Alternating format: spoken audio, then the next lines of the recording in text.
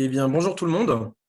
Je m'appelle Jean-Noël Geist. Je suis coordinateur du projet sur l'autonomie et sur les questions de santé au Shift Project et je souhaite la bienvenue auprès de 400 personnes, bientôt 400 personnes qui sont là aujourd'hui en ligne pour la présentation des premiers résultats de nos travaux sur le climat et le secteur de l'autonomie, en particulier l'impact carbone de la branche autonomie et la décarbonation du secteur. Donc, on va commencer dans les minutes qui viennent. On va vous présenter tout d'abord le programme et puis il y aura, on va y arriver tout de suite. Le programme, est-ce que le programme peut arriver dans les slides, s'il vous plaît? En attendant, peut-être vous dire que donc, la première partie, c'est la présentation des résultats. Et puis des témoignages, discussion des résultats par des professionnels du secteur, éminents professionnels du secteur, et puis une troisième partie qui sera à partir de 16 heures, les ateliers, et qui là, pour le coup, va être plutôt frustrante pour la majorité des gens qui seront présents aujourd'hui, puisque même si nous avons 6 ateliers, ils sont réservés, enfin, il n'y a pas une place infinie dans les ateliers, il y en a entre 10 et 20, et donc on a dû répondre négativement à la plupart des demandes de participation aux ateliers. Donc, si vous avez reçu une confirmation positive pour votre participation aux ateliers, eh ben, je suis ravi et j'espère que vous pourrez effectivement nous rejoindre. Mais si vous n'avez pas reçu une telle confirmation ou si vous avez reçu une infirmation, donc une réponse négative pour votre inscription aux ateliers, eh bien, je suis vraiment désolé, mais c'est que nous n'avons pas pu avoir suffisamment de place pour vous accueillir. Donc voilà, je comprends que ça puisse être décevant ou frustrant. La bonne nouvelle, c'est que vous pouvez toujours, même si vous ne participez pas aux discussions dans les ateliers qui durent 1h30, 2 heures, vous pouvez toujours contribuer. On est toujours extrêmement preneur de contributions. C'est pour ça que sur l'article en ligne informant de la publication du rapport, nous avons mis un lien vers le rapport intermédiaire en document Google Doc, ce qui vous permet de contribuer de manière collaborative à sa relecture. N'hésitez pas, soyez critiques, proposez des choses, vraiment n'hésitez pas, et nous traiterons forcément tous les commentaires, puisque il faudra bien le faire pour faire avancer le rapport. Donc rien ne sera perdu, en tout cas si vous contribuez sur le Google document collaboratif que je viens de vous partager dans le chat. Donc, premier lien partagé, l'article qui informe de la publication des travaux, et deux, spécifiquement, le Google Doc. Alors, on va bientôt pouvoir commencer par un mot d'introduction de Jean-Marc Jancovici, président du Shift Project, et Vanessa Wisnia-Weil, qui est directrice du financement de l'offre à la Caisse nationale de solidarité pour l'autonomie, et qui, avec Christophe Albert de l'École nationale supérieure de la sécurité sociale, a fait partie du comité de pilotage, fait partie du comité de pilotage qu'on a mis en place avec donc la CNSA et le N3S pour avancer sur les travaux d'impact carbone de l'autonomie. Bonjour à toutes et à tous. Les vicissitudes d'agenda étant ce qu'elles sont, je n'ai pas le plaisir d'être digitalement présent parmi vous aujourd'hui pour faire cette petite introduction rituelle d'une nouvelle publication du Shift qui va concerner le secteur de l'autonomie. Alors de quoi on parle quand on parle du secteur de l'autonomie? On parle de tout le dispositif que l'État-providence, en l'occurrence, a mis en place dans notre pays pour aider les gens qui ont un problème pour rester autonomes à se débrouiller aussi bien que possible dans la vie. On vise notamment là-dedans des gens qui sont devenus vieux et qui donc ont des difficultés à se prendre en charge eux-mêmes, ou des gens qui ont toujours eu des difficultés à se prendre en charge parce qu'ils ont par exemple un handicap. Alors pourquoi est-ce qu'il est pertinent de faire un lien entre le sujet de prédilection du Shift Project, c'est-à-dire les sujets d'énergie et de climat, et la question du maintien de l'autonomie? Tout simplement parce que quand on regarde historiquement comment ces dispositifs sont apparus, on réalise qu'avant l'ère des combustibles fossiles et avant l'Anthropocène, eh bien, cette gestion du maintien de l'autonomie était faite avec peu de moyens, sur des durées faibles, concernait peu de gens du reste, parce que quand on avait un handicap ou qu'on devenait vieux, en général, on ne vivait pas très longtemps. Et c'était fait avec les moyens du bord, donc essentiellement les familles gardaient leurs vieux à la maison jusqu'au moment où ils mouraient, et les gens qui avaient un handicap, malheureusement, avaient suffisamment de mal à trouver leur place dans la société pour que leur espérance de vie ne soit pas très élevée. Grâce aux combustibles fossiles, on a pu produire beaucoup, et tellement que non seulement on a pu nourrir, loger, équiper en vêtements et en biens de consommation les gens qui travaillaient, mais également tout un tas de gens qui ne travaillent pas, Alors ça concerne par exemple des gens qui font leurs études ou des gens qui sont à la retraite, mais ça a également concerné des gens qui avaient un problème pour rester autonomes dans le monde, et donc les gens qui sont, encore une fois, trop vieux ou victimes d'un handicap. Et donc, grâce à l'abondance énergétique fossile, nous avons pu construire des établissements dédiés pour ces gens-là. Nous avons pu mobiliser une partie de la force de travail qui n'avait pas besoin de produire de la nourriture ou de tisser des vêtements pour s'occuper de cette partie de la population. À l'ère où nous allons être contraints, de gré ou de force, sur l'approvisionnement en combustibles fossiles, se pose nécessairement la question de savoir comment nous allons pouvoir nous organiser au mieux pour maintenir au mieux ces dispositifs que nous considérons aujourd'hui comme étant socialement indispensables. Le travail que nous vous présentons aujourd'hui concerne 5% de la population active. Donc il y a 5% des gens qui travaillent dans ce pays qui vont soit visiter des personnes âgées chez elles pour leur porter des repas par exemple, soit prendre en charge des personnes handicapées dans des établissements spécialisés, soit qui travaillent dans un EHPAD, etc. Donc c'est quand même beaucoup, 5% de la population active. Je ne connais pas la part des dépenses collectives que cela engendre, mais je suppose que c'est également conséquent. Et donc le travail qu'on vous présente aujourd'hui est un premier résultat de confrontation de cette activité à la contrainte énergie-climat. Et en l'espèce, on va essentiellement vous présenter l'empreinte carbone du secteur, puisque avoir la photo de départ, c'est une des données indispensables pour réfléchir à comment est-ce qu'on s'organise derrière avec des émissions qui doivent baisser globalement pour tout le monde. Dans l'empreinte carbone, je rappelle qu'on va avoir non seulement les émissions directes, par exemple le chauffage des bâtiments ou la climatisation des bâtiments dans lesquels nous avons mis nos aînés, selon le terme consacré maintenant. Quand j'étais jeune, on disait des vieux. Mais ça concerne également toutes les émissions de fabrication des dispositifs que nous avons à l'extérieur et qui sont nécessaires, les émissions des véhicules qui sont associés à cette activité, etc. Ce travail a été financé par la CNSA, c'est-à-dire la Caisse nationale de solidarité pour l'autonomie, ainsi que l'EN3S, qui est l'école qui forme les cadres de la sécurité sociale et que, bien évidemment, je remercie d'avoir permis de soutenir nos travaux, puisque je rappelle que le SHIFT est une association d'intérêt général qui vit des cotisations de ses membres ou du financement que nous arrivons à obtenir sur des projets et qui consacre l'intégralité de ses ressources à essayer de produire des choses qui sont pertinentes pour nous aider à avancer face à la contrainte énergie et climat. Je vous souhaite un très bon webinaire de présentation et bien évidemment, je remercie l'équipe santé qui a abondamment travaillé du chapeau pour vous présenter les résultats qui vont suivre. Je remercie Jean-Marc Vous qui a m'entendez? accepté d'enregistrer cette vidéo parce qu'il ne pouvait pas nous rejoindre et tenait à être quand même un peu là. Et oui, Vanessa, on t'entend parfaitement. Je suis ravie que, donc, dans quelques instants, nous allons présenter ce rapport intermédiaire qui présente l'empreinte carbone de la branche autonomie. Et avant de passer la parole à l'équipe, je voulais d'abord remercier effectivement toute l'équipe et en particulier Mathis Seigniel, Baptiste Verneuil, Jean-Noël Geist et Laurie Marot avec lesquels j'ai plus particulièrement travaillé et qui ont donc calculé cette empreinte carbone dans le cadre du partenariat que nous avons noué en mars 2023. Mais avant que ces ateliers débutent, je voulais vous redonner la perspective dans laquelle nous avons engagé ces travaux à la CNSA. Donc la CNSA, c'est la 5e branche de la sécurité sociale et la CNSA en tant que telle, donc qui est la branche autonomie, elle tarifie, elle cofinance directement ou indirectement pour tout ou partie à plus de 30 milliards d'euros l'offre médico-sociale, c'est-à-dire les établissements et les services à domicile qui accompagnent et prennent soin des personnes âgées et des personnes handicapées.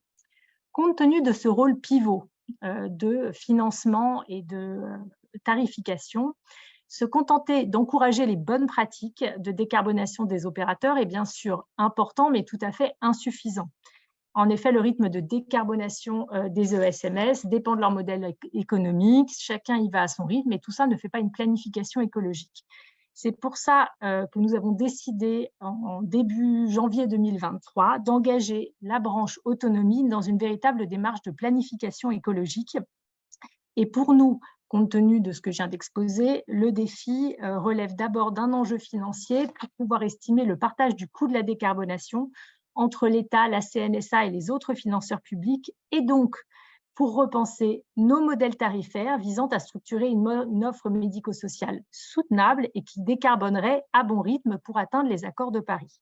Et bien sûr, également de configurer à partir de ça un schéma de pilotage territorial.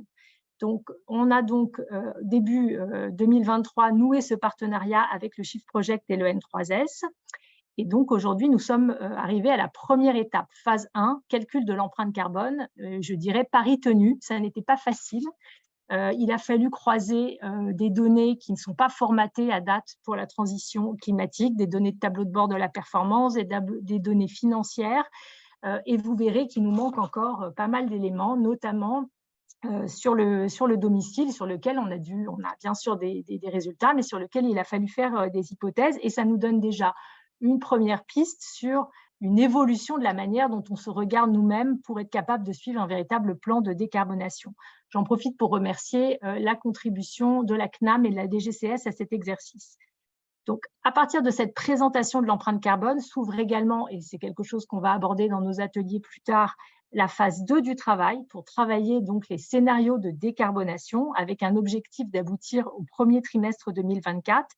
Et je voudrais qu'on prenne tous collectivement le temps de mesurer l'effet d'entraînement de l'état social sur la matérialité de nos existences.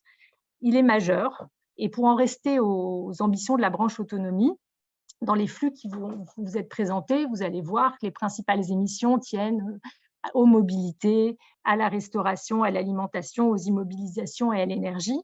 Et ce ne sont pas seulement des rénovations thermiques, des flottes électriques qu'il va falloir mieux financer, mais beaucoup plus profondément une nouvelle organisation territoriale des mobilités, d'autres marchés de la restauration décarbonée, en lien avec des enjeux locaux d'agriculture locale, d'autres localisations de services publics à envisager. Bref, il y a toute une mise en mouvement de l'écosystème à penser en cohérence avec, bien sûr, le plan qui vient d'être dévoilé par le secrétariat général de la planification écologique, mais aussi en y injectant notre dynamique d'état social.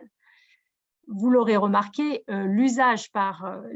l'approche par les usages prioritaires reste à construire dans l'approche de planification écologique, et il me semble que l'état social permet de s'y mettre très concrètement. Et donc finalement, en ligne de mire de tous ces travaux, qui se termineront donc mars 2024, pour nous, branche CNSA, on a pour la fin de l'année 2024 l'ambition, à partir de ces travaux réalisés donc, par le Shift Project, de pouvoir engager à la fois des dialogues territoriaux et de repenser nos modèles tarifaires pour structurer l'offre médico-sociale d'une manière soutenable et qui se décarbone à bon rythme. Et il ne me reste plus qu'à vous souhaiter un bon webinaire. Merci beaucoup Vanessa, et grand merci également à la CNSA et à l'EN3S avec qui nous menons ce travail. Alors, tout le monde ne connaît pas forcément le Shift Project. Et donc, petit rappel. Donc, le Shift Project, c'est une association Loi 901 qui travaille sur la décarbonation de l'économie et aujourd'hui de l'autonomie. Donc, sur le climat et l'énergie avec le prisme principalement du carbone.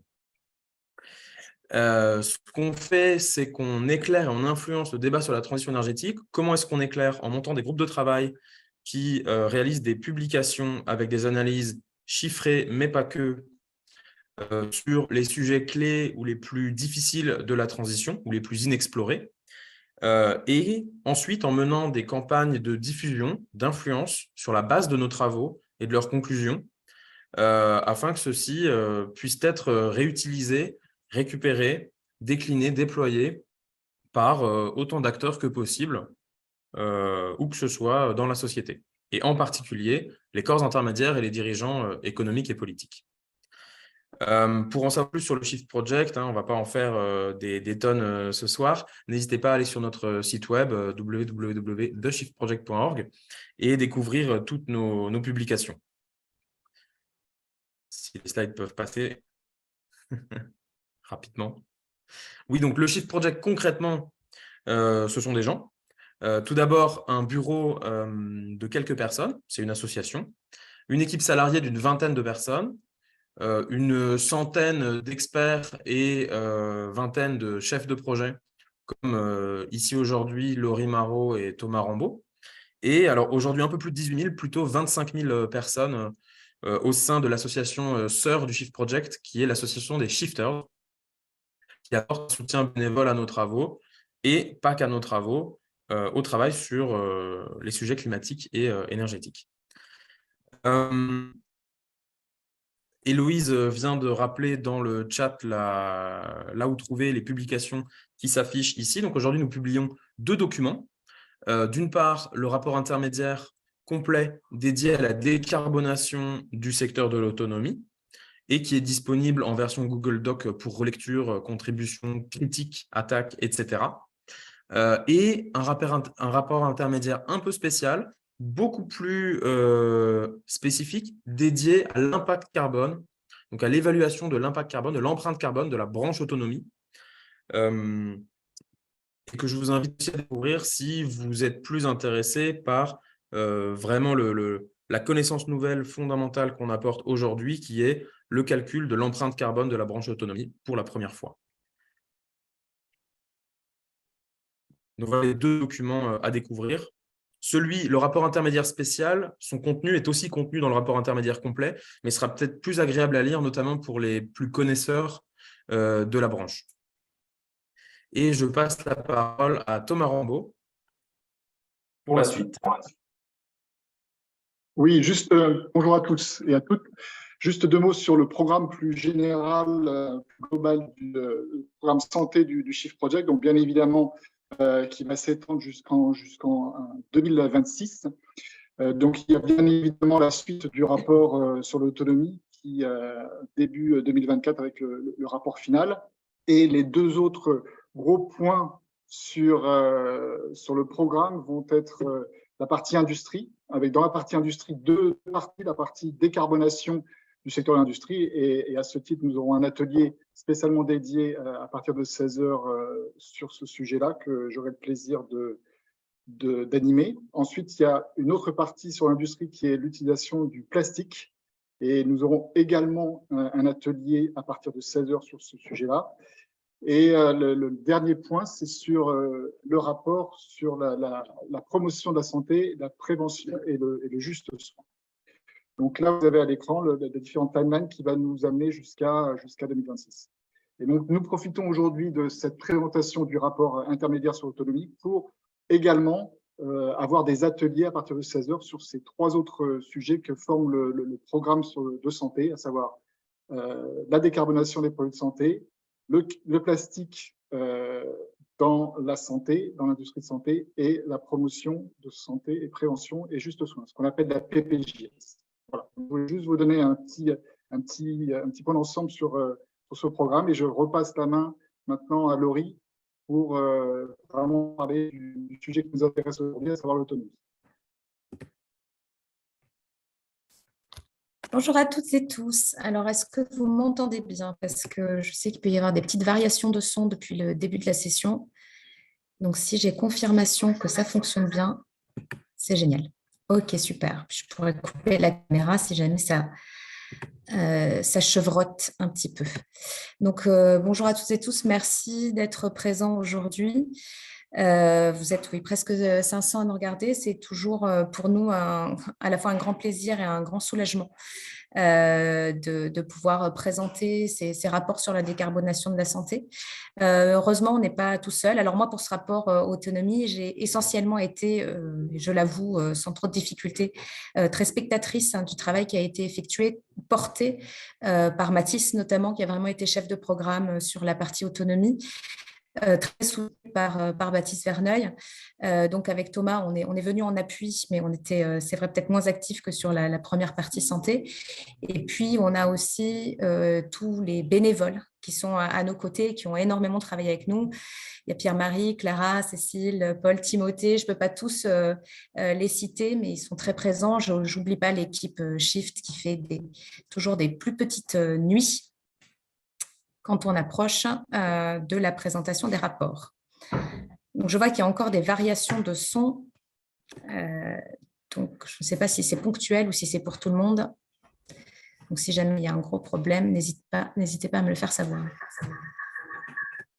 En ce qui concerne, donc, on va refaire juste un tout petit point d'introduction du contexte et des enjeux. Juste pour rappeler pourquoi on a fait ce rapport sur l'autonomie. Bon, Jean-Marc, en gros, a déjà introduit le propos, mais on le rappelle, 5% des actifs, c'est quand même pas rien. C'est un secteur qui est très important, même au sein du secteur public. Donc, c'est quasiment un quart des emplois du public, hein, de la santé.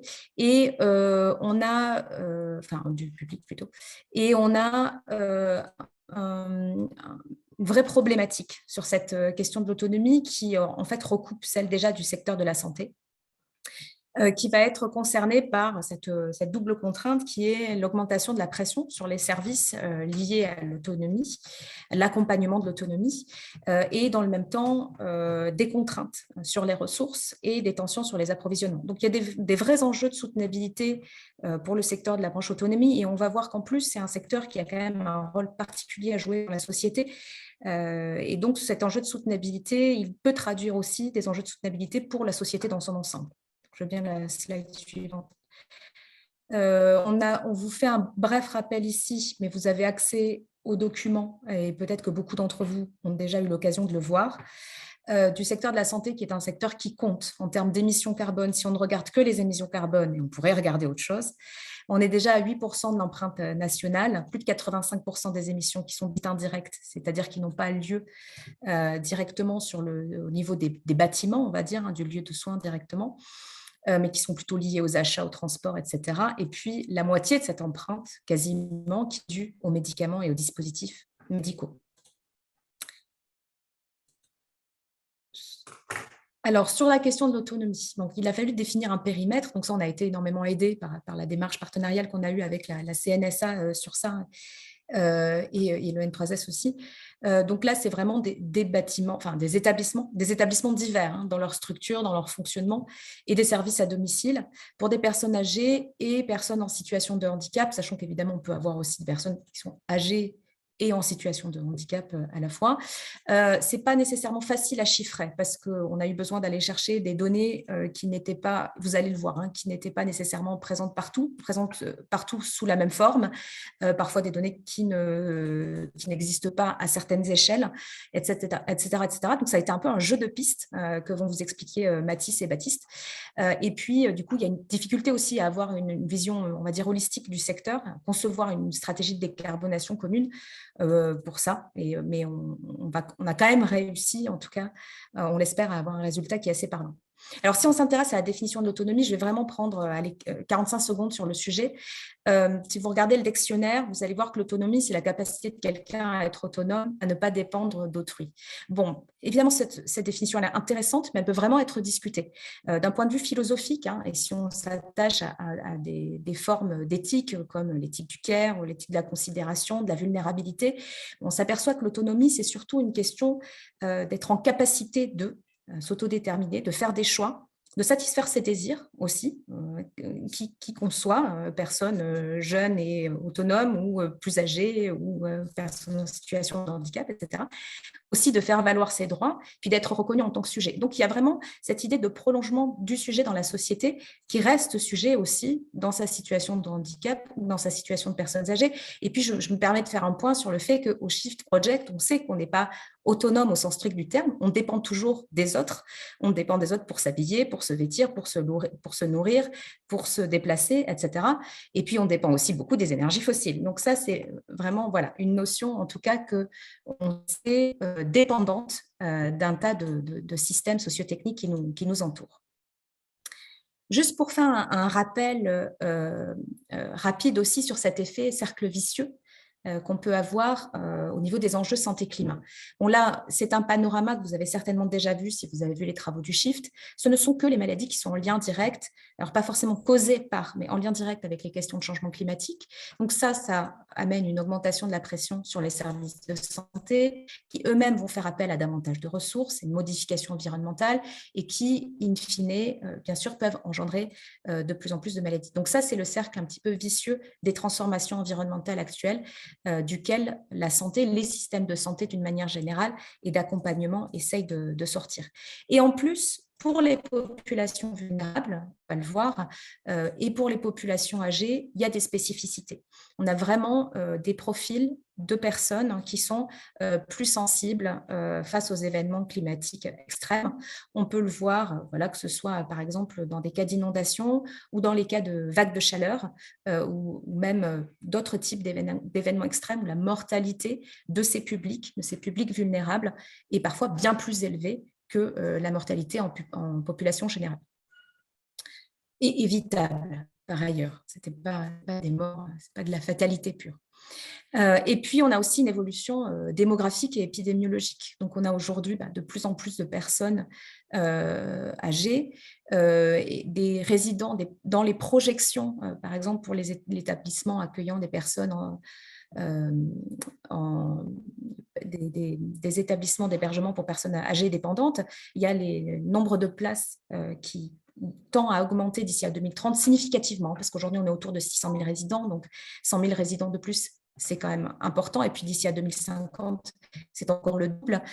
On a également les aides pour les personnes en situation de handicap qui augmentent aussi de manière significative, parce qu'aussi peut-être qu'il y a des meilleurs accompagnements, des meilleurs diagnostics.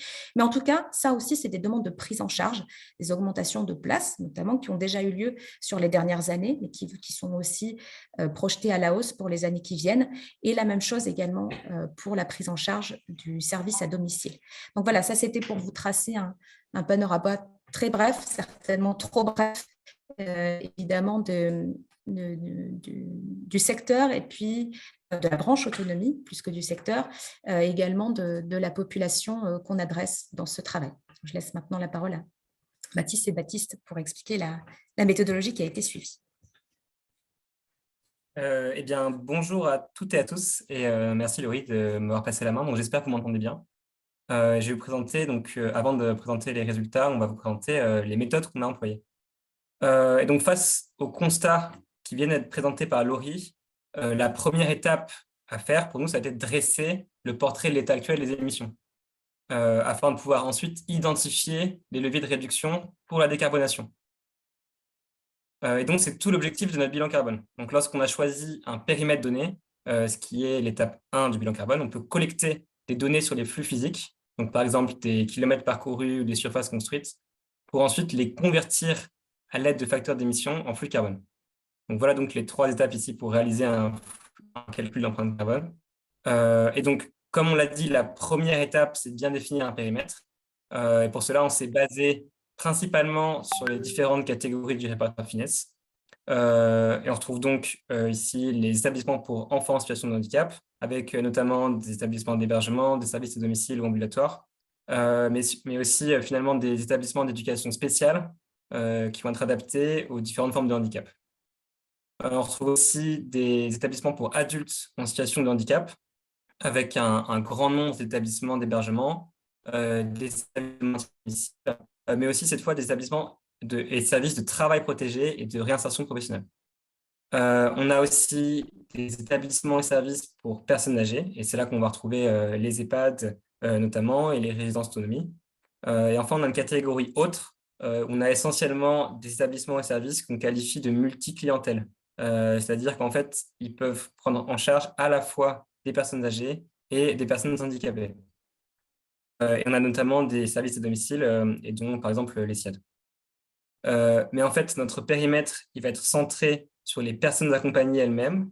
Et donc, voilà, on l'a dit, on va prendre en compte les établissements d'hébergement, les services à domicile et les établissements liés à l'éducation, au travail ou à la réinsertion professionnelle. Mais en fait, on prend également en compte l'encadré qui est ici à droite, c'est-à-dire toutes les interactions avec notre secteur. Et donc, notamment via les structures de soins, donc les hôpitaux, la médecine de ville, les HAD, mais aussi via les professions paramédicales et aussi via les centres de ressources de pilotage et de coordination. Et donc, on n'oublie pas aussi également les industries pharmaceutiques et de dispositifs médicaux qui vont alimenter les personnes en produits de santé, donc, comme vous voyez avec l'encadré dessous. Et donc, une fois qu'on a défini notre périmètre, il faut collecter les données sur les flux physiques afin de pouvoir reconstruire les émissions de la branche autonomie. Et donc, il y a différentes sources de données et on va voir les principales avec ici l'exemple des émissions liées aux visites en établissement pour personnes âgées. Donc, on a déjà ce qu'on appelle la littérature grise, et donc notamment les documents de l'INSEE, de la CNAM, de la CNSA, de la NAP, entre autres, et ici de l'adresse sur laquelle on s'est beaucoup appuyé. Et donc là, on a ici le nombre de places dans les établissements. On a également les données de terrain qu'on a pu récupérer. Et là, j'en profite d'ailleurs pour remercier toutes les personnes et les groupes qui nous ont aidés ou qui vont nous aider. Et je pense que certains peuvent se reconnaître ici. Et donc là, par exemple, on a pu obtenir un nombre de visiteurs moyen par an et par place. Donc ensuite, on a plusieurs papiers de recherche sur lesquels on a pu se baser pour faire des hypothèses tout le long de nos calculs. Là, on a fait une hypothèse sur la distance moyenne par visite. Et enfin, on a toutes les expertises extérieures et aussi nos shifts. Là, on a utilisé les précédents travaux du shift sur la mobilité quotidienne pour arriver à convertir des kilomètres en secondes. Donc voilà comment on obtient les émissions des visiteurs en établissement pour personnes âgées. Mais donc la spécificité de notre étude ici, c'est que pour la première fois, on a cherché à évaluer nos résultats à l'échelle départementale, puisqu'une partie du pilotage de la branche est à cette échelle, et donc c'est à cette échelle qu'une partie de la décarbonation de la branche pourra être effectuée en tenant compte des spécificités des territoires. Donc pour ce calcul, on a eu 3 méthodes. Donc la première, c'est dans le cas idéal, on a accès aux données départementales directement, et dans ce cas-là, tout se passe bien. Dans le second cas, on n'a pas accès directement à des données départementales, mais on peut estimer, on peut reconstruire celle-ci grâce à un proxy. Et donc ça, on va voir ça plus en détail, mais cette méthode, elle permet d'obtenir une estimation de l'empreinte carbone, mais sans forcément tenir compte des disparités territoriales. Et enfin, dans quelques cas, il n'a pas été possible pour nous de construire des données à l'échelle départementale. Et on va également voir ça plus en détail, mais la raison, c'est l'absence de données disponibles. Donc, le premier cas, c'est quand il existe des données à l'échelle départementale. Et donc, ça, par exemple, était le cas pour calculer les émissions liées à la consommation d'énergie. Et donc, on a pu disposer de données de consommation d'énergie par surface à l'échelle régionale. Donc pas à l'échelle départementale, mais à l'échelle régionale, qui était déjà pour nous assez satisfaisante. Et donc, on a multiplié ces données par des données de surface à l'échelle régionale, encore une fois.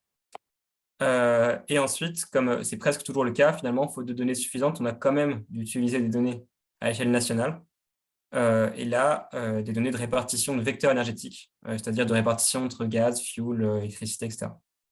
Et c'est comme ça qu'on a pu obtenir les émissions liées à la consommation d'énergie, en multipliant par les bons facteurs d'émission. Donc, mais cette méthode, on l'applique que lorsque l'on dispose de données précises des territoires. Donc, on n'a pas toujours ce genre de granularité. Donc, elle a été possible notamment lorsqu'on dispose de données, par exemple, de l'adresse, avec, par exemple, le nombre de places par département, ou ici, on a le nombre de structures pour personnes âgées par million d'habitants pour chaque département.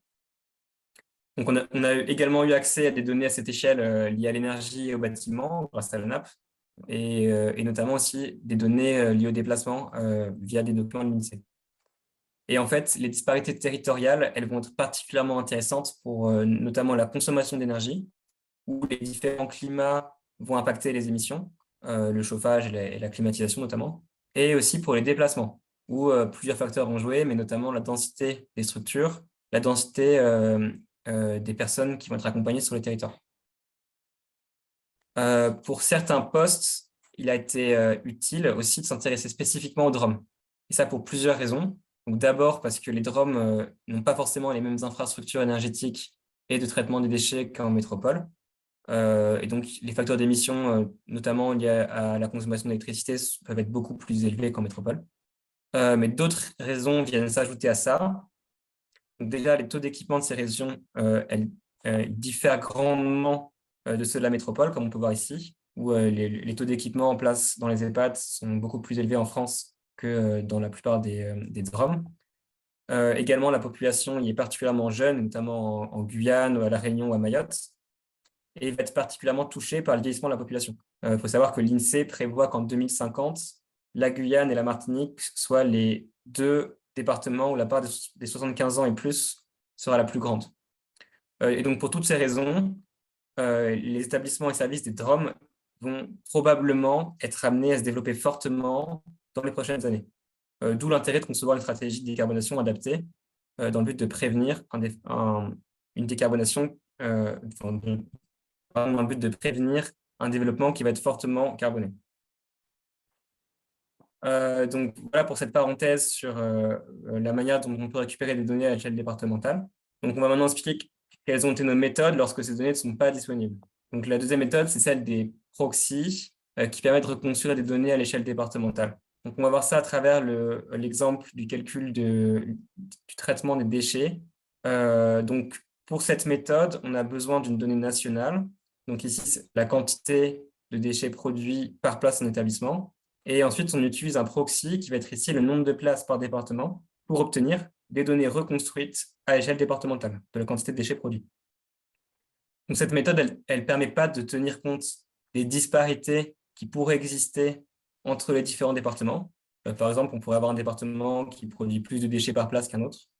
Et voilà, pour pas mal de calculs, et notamment pour celui des déchets, par exemple, le résultat obtenu va être très satisfaisant et permet donc, à l'aide du facteur d'émission des différents déchets, d'aboutir à des émissions de CO2 pour ce calcul. Voilà pour cette méthode. La troisième méthode, c'est lorsqu'il n'a pas été possible tout simplement de calculer les émissions à l'échelle départementale. Et en fait, ça a notamment été le cas pour un calcul, c'est pour les services à domicile, c'est-à-dire l'ensemble des soins et des prestations qui permettent aux personnes de notre périmètre d'avoir un accompagnement à domicile. Et donc, pour calculer ces émissions, on a uniquement pu utiliser des données d'ETP, donc des données du nombre de professionnels, à l'échelle nationale, qui étaient issues de plusieurs sources, notamment d'estimations du rapport LIBO, ou de la Cour des comptes, ou de l'adresse. Et on a également utilisé une donnée de la DGCS, à l'échelle nationale, encore une fois, sur le nombre de kilomètres parcourus par an et par ETP. Et donc, ces deux données nous permettent, avec le bon facteur d'émission, d'avoir une estimation à l'échelle nationale et qu'on ne peut pas décomposer à l'échelle départementale. Donc, c'est un des seuls calculs pour lesquels on n'est pas arrivé à évaluer les émissions à l'échelle départementale. Et donc, pour cette raison, on est très preneur de notre côté si vous avez des données de terrain à ce sujet. Et d'ailleurs, on est également preneur pour toute autre donnée qui nous permettrait d'affiner nos hypothèses qu'on a présentées précédemment et qui nous permettrait de compléter le périmètre pris en compte, qui, donc Mathis va vous le présenter, est encore légèrement incomplet. Et donc là-dessus, je laisse la main à Mathis, qui va pouvoir vous présenter les résultats de notre première estimation. Super. Bonjour à toutes et à tous. À mon tour d'espérer que vous m'entendez bien. Et merci Baptiste pour la présentation de cette méthodologie. Et donc, moi, j'attaque la nouvelle partie qui consiste à présenter les résultats que nous avons obtenus avec la méthodologie présentée par Baptiste. Alors, il y a quelque chose à garder en tête avant de présenter les résultats, c'est qu'ils sont encore légèrement incomplets et ils ont pour vocation à être approfondis par la suite. Ici, justement, vous avez une représentation qualitative de la couverture des émissions de gaz à effet de serre du secteur de l'autonomie avec les résultats qu'on vous présente. Alors, en première colonne, vous avez les postes d'émission et dans les suivantes, vous avez les catégories d'établissements et de services. On constate qu'à ce jour, on a couvert globalement la plus grande partie des émissions du secteur et ceci est particulièrement vrai pour les établissements et services pour personnes âgées, puisque, comme vous pouvez le constater, finalement, nous avons couvert presque toutes les émissions de cette catégorie, à part les émissions associées aux achats de fournitures administratives, par exemple, ou encore les émissions associées au déplacement des usagers pour les loisirs en établissement, par exemple. Mais nous allons essayer de les estimer par la suite, mais nous considérons qu'ils sont secondaires. Et finalement, c'est plus au niveau des établissements et services pour personnes en situation de handicap où il peut manquer certains postes d'émissions qui peuvent être significatifs tout de même, puisque nous n'avons à ce stade pas estimé les émissions de gaz à effet de serre associées à la consommation de médicaments par les personnes en situation de handicap. Nous avons que partiellement couvert la consommation des dispositifs médicaux et il manque également, par exemple, les déplacements des visiteurs qui peuvent représenter une grande part des émissions de gaz à effet de serre.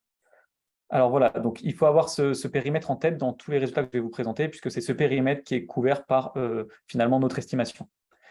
À ce stade, on estime l'empreinte carbone du secteur de l'autonomie à 9 millions de tonnes de CO2 équivalent. Alors ça fait peut-être peu, ça vous parle peut-être pas. Si on doit le comparer à un autre secteur, par exemple, il est exactement du même ordre de grandeur que les émissions de gaz à effet de serre associées à la production de ciment et de béton, qui sont de 10 millions de tonnes de CO2 équivalent. Et ils sont à peu près du même ordre de grandeur que les émissions des hôpitaux, telles que nous les avons estimées dans l'ancien rapport sur la santé qui est sorti en avril 2023. À l'échelle nationale, ces émissions représentent 1,3% des émissions françaises. Et les émissions d'autonomie, il y en a 80% de ces émissions qui sont ce qu'on appelle des émissions indirectes, mais je vais vous expliquer juste après à quoi elles correspondent exactement. Et enfin, si on regarde un peu les principaux postes d'émissions, il y a 50% des émissions du secteur qui sont dues à l'alimentation et au transport. Alors, voici une représentation un peu plus habituelle finalement des émissions de gaz à effet de serre, puisque c'est la représentation des émissions du secteur de l'autonomie par poste d'émission. Vous avez en bleu foncé et en orange les émissions qu'on appelle indirectes. Donc, comme vous pouvez le constater, elles représentent la plus grosse part des émissions. Et en jaune, c'est ce qu'on appelle les émissions directes. Alors, je vais essayer de faire un peu poste par poste d'où viennent ces émissions. Si on regarde finalement le poste le plus émetteur est celui de l'alimentation, puisqu'il représente 27% des émissions de gaz à effet de serre du secteur. Alors là-dedans, nous avons inclus à la fois l'alimentation des personnes accompagnées dans les établissements, à la fois pour personnes en situation de handicap, mais également pour les personnes âgées. Et nous avons également inclus une partie de l'alimentation des professionnels du secteur. Finalement, quand on regarde la distinction entre la part des émissions associées à l'alimentation des usagers et la part des alimentations associées aux professionnels, on constate que la plus grande part des émissions a lieu au niveau des espaces de restauration collective des établissements. Ici, juste un graphique qu'on a tenu à vous mettre pour vous expliquer que dans le rapport, vous trouverez ce type de graphique pour chaque poste d'émission. Donc, vous pouvez constater qu'on a une désagrégation à la fois par poste d'émission, mais également par acteur. Et enfin, l'avantage de ces résultats, c'est qu'ils permettent un peu de creuser sur les origines et les sources de ces émissions. Et ce qu'on constate, c'est que finalement, l'importance des émissions, elles sont à la fois dues aux facteurs d'émission du repas, c'est-à-dire les émissions de gaz à effet de serre associées à la consommation d'un repas, mais également au volume et à la quantité de repas qui sont consommés dans ce secteur. Avec plus d'1 milliard de repas qui sont servis chaque année dans les espaces de restauration collective, il n'est pas surprenant finalement de voir ce poste comme le poste le plus émetteur du secteur. Maintenant, si on passe au bâtiment, alors dans les émissions associées au bâtiment, nous avons inclus à la fois les émissions associées à la construction et à la rénovation des bâtiments, mais également les émissions associées à la consommation d'énergie. Les émissions associées à la construction et rénovation des bâtiments, ça va dépendre à la fois de l'intensité carbone de la construction et de la rénovation, c'est-à-dire la quantité d'émissions de gaz à effet de serre qui sont émises pour chaque mètre carré construit ou rénové, et la surface totale construite ou rénovée. Pour la consommation d'énergie, c'est un peu plus compliqué, mais finalement, ça dépend de l'intensité carbone de l'énergie, c'est-à-dire les émissions de gaz à effet de serre qui sont émises pour 1 kWh consommé et le volume d'énergie consommé. Si on en revient maintenant à notre graphique, on constate que dans ces énergies, il y a 14% qui sont dues à des sources fixes de combustion. Les sources fixes de combustion, ça va être les émissions qui sont liées à la consommation d'énergie qui a lieu dans les établissements. Donc, ça va notamment être la consommation de fuel ou de gaz pour des usages comme le chauffage, l'eau chaude sanitaire, par exemple. On constate ensuite qu'une grosse partie des émissions provient aussi de la construction et la rénovation des bâtiments, puisque ça représente environ 18% des émissions. Et une part un peu plus faible provient plutôt de la climatisation et la consommation d'électricité. Et là, je souhaite faire un tout petit zoom pour montrer comment les résultats de bilan carbone permettent de mettre en évidence les leviers potentiels à actionner pour justement la décarbonation spécifique de la consommation d'énergie. Vous avez ici la répartition de la quantité d'énergie consommée par source. Alors, ce qu'il faut retenir, par exemple, c'est qu'il y a 30% de l'énergie qui est consommée, donc des kilowattheures consommés, qui sont sous forme d'électricité. Il y en a 17% qui sont sous forme de fuel et à peu près 40% qui sont un peu plus, pardon, 40% qui sont sous forme de gaz. Et ce qui est intéressant maintenant, c'est là, on a la répartition en termes de volume d'énergie. Mais si on regarde maintenant la répartition en termes d'émissions de gaz à effet de serre, ce qu'on constate, c'est que alors que le fuel représentait 17% du volume total d'énergie consommée en kilowattheure, il va représenter plus de 30% des émissions de gaz à effet de serre associées, là où l'électricité qui représentait autour de 30% n'en représente plus que 9%. Donc on voit ici tout un intérêt de basculer vers des modes de consommation d'énergie qui reposent plutôt sur l'électricité que sur le fuel. Si maintenant on change de poste d'émission et on passe à un troisième gros poste d'émission pour le secteur de l'autonomie, il s'agit des déplacements.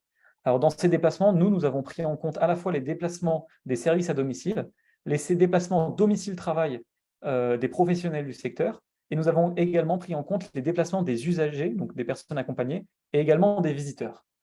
Les déplacements représentent 24% des émissions du secteur de l'autonomie. Et en fait, ce n'est pas surprenant de se rendre compte de cette importance, parce qu'on sait à quel point l'autonomie repose, enfin une grande partie des flux physiques de l'autonomie proviennent de déplacements, que ce soit des professionnels, etc. Peut-être pour illustrer cela, nous estimons à 10 milliards de kilomètres les distances parcourues pour les déplacements domicile-travail des professionnels du secteur chaque année. Donc chaque année, c'est l'équivalent de 250 000 fois le tour de la Terre qui est réalisé pour se rendre au travail dans le secteur de l'autonomie. Maintenant, si on essaie d'expliquer un peu plus dans le détail d'où proviennent ces émissions, il faut regarder un peu quels sont les principaux facteurs d'émissions. Les émissions associées au déplacement, c'est le produit de l'intensité carbone du déplacement et de la distance. Donc ça veut dire que on peut expliquer l'importance de ces émissions ou par le fait que l'intensité carbone du déplacement, c'est-à-dire la quantité d'émissions de gaz à effet de serre qu'on émet par kilomètre est importante, ou par le fait que les distances parcourues sont importantes. Et si on regarde du côté de l'intensité carbone, finalement, il y a plusieurs leviers qui font varier cette intensité carbone et qui expliquent son importance plus ou moins importante. Petite répétition, excusez-moi. Finalement, l'intensité carbone va dépendre entre autres de la part modale, c'est-à-dire du mode de transport qui est utilisé, si c'est du vélo, de la voiture, du train ou autre. Ça va également dépendre de la motorisation. On sait que, par exemple, un même kilomètre parcouru en véhicule électrique va émettre 2 fois moins qu'un même kilomètre parcouru en voiture thermique, là où c'est 21 fois moins pour un même kilomètre parcouru en vélo électrique. Ces émissions d'intensité carbone, elles dépendent également des caractéristiques techniques du véhicule, donc s'il est lourd, s'il est aérodynamique ou autre, et ça va enfin dépendre du nombre de personnes transportées. Et là-dessus, il y a des marges de manœuvre qui se situent au niveau, par exemple, des déplacements domicile-travail ou d'autres choses. Et enfin, un dernier poste sur lequel nous souhaitions mettre l'accent, c'était celui concernant les soins. Peut-être un petit zoom est nécessaire pour que vous compreniez ce qu'on a inclus dedans. Alors, ces émissions, elles représentent 6% des émissions du secteur. Et dans les soins, nous, on va inclure à la fois les émissions de gaz à effet de serre des hôpitaux qui sont imputables à la branche autonomie, c'est-à-dire les émissions de gaz à effet de serre qui ont lieu parce que des personnes prises en charge par le secteur de l'autonomie sollicitent ces hôpitaux. Nous incluons également toutes les émissions associées aux achats de médicaments et de dispositifs médicaux. Ce qui peut être remarquable ici, si vous avez si vous avez déjà vu nos résultats concernant l'empreinte carbone du secteur de la santé, où les dispositifs médicaux et les médicaments représentaient 50% des émissions, ce qui est remarquable ici, c'est que finalement, la part est beaucoup plus faible pour le secteur de l'autonomie. Alors, il ne faut pas en conclure que ce n'est pas un sujet. En fait, l'explication, elle est assez simple, c'est que des deux côtés, on ne parle pas du tout du même périmètre. Dans le cas du secteur de la santé, on regardait les consommations de dispositifs médicaux et de médicaments à l'échelle française, donc pour les 67 millions de Français. Là où ici, pour le moment, on a par exemple juste pris en compte la consommation de médicaments par les 600 000 et quelques personnes qui sont en établissement en EHPAD, par exemple. Donc voilà, les périmètres ne sont pas du tout les mêmes. Et si on fait un petit zoom sur d'où viennent ces émissions, on constate qu'il y a à peu près la moitié de ces émissions qui proviennent des achats de médicaments pour le moment, parce qu'en fait, le périmètre couvert n'est pas encore totalement complet. Il y a 34% qui proviennent des soins, donc de la sollicitation des hôpitaux, et le reste, ça va concerner plutôt les dispositifs médicaux. Et enfin, dans les émissions du secteur, on retrouve des émissions un peu secondaires, mais plus classiques, qui sont liées au traitement des déchets et au traitement du linge, qui représentent 6% des émissions. Dernière façon de présenter les résultats maintenant, c'est comme on vous a expliqué, on a essayé d'obtenir des résultats à l'échelle départementale. C'est ici ce que vous observez, vous avez justement la représentation des émissions de gaz à effet de serre du secteur de l'autonomie à l'échelle départementale, qui, comme je vous le rappelle, exclut pour le moment les émissions liées au déplacement des services à domicile et les émissions liées à la consommation de climatisation, car nous n'avons pas ces données à l'échelle départementale pour le moment. Là, ce qui est intéressant de remarquer, c'est que sans surprise, les départements les plus émetteurs sont les départements les plus peuplés, et notamment le Nord, les Bouches-du-Rhône et la Gironde, et dans une moindre mesure, Paris et les autres départements franciliens. Maintenant, si on regarde les émissions de gaz à effet de serre ramenées par habitant, en fait, on constate juste que c'est les départements où le taux d'équipement, notamment des établissements pour personnes âgées, est le plus important. Ça s'explique déjà parce que, comme je vous l'ai expliqué en introduction, on a le plus couvert les émissions du secteur des personnes âgées que celles des personnes en situation de handicap. Et à ce stade, la catégorie spécifique des personnes âgées représente 60% des émissions du bilan carbone tel qu'on a présenté ici. Et donc, quand on regarde cette répartition des émissions par habitant, on constate que c'est plutôt, comme j'ai expliqué, les départements avec le plus gros taux d'équipement, comme la Lozère ou la Creuse, par exemple, qui sont les plus émetteurs. Voilà, donc c'est les résultats qu'on a pu obtenir jusqu'à présent. Et sur la base de ces résultats, nous allons pouvoir passer à la deuxième partie des travaux qu'on ne va pas vous présenter aujourd'hui, qui vont un peu faire partie des ateliers qu'il y a dans la deuxième partie cet après-midi. Et pour rappeler, c'est sur la base de ce bilan carbone que nous allons essayer de proposer des leviers de décarbonation à activer spécifiquement pour le secteur de l'autonomie, mais également que nous allons essayer de proposer des scénarios de décarbonation pour ce secteur, notamment en essayant de faire un focus particulier sur le virage domiciliaire. Je vous remercie de m'avoir écouté et donc je laisse la parole maintenant aux témoignages et la partie questions viendra dans un second temps après les témoignages. Merci beaucoup, Mathis. Merci beaucoup. Alors, on va peut-être mettre la slide de présentation des personnes qui participent avec nous aujourd'hui à la session de témoignage, et elles sont nombreuses. Donc, on est ravis d'accueillir toutes ces personnes que je vais vous présenter rapidement, même si elles pourront le faire encore mieux elles-mêmes. L'idée, c'est d'avoir un retour d'expérience en 5 minutes par personne, parce que effectivement, après, on a encore pas mal de pain sur la planche, et puis on aimerait quand même avoir une question-réponse, une session questions-réponses avec vous.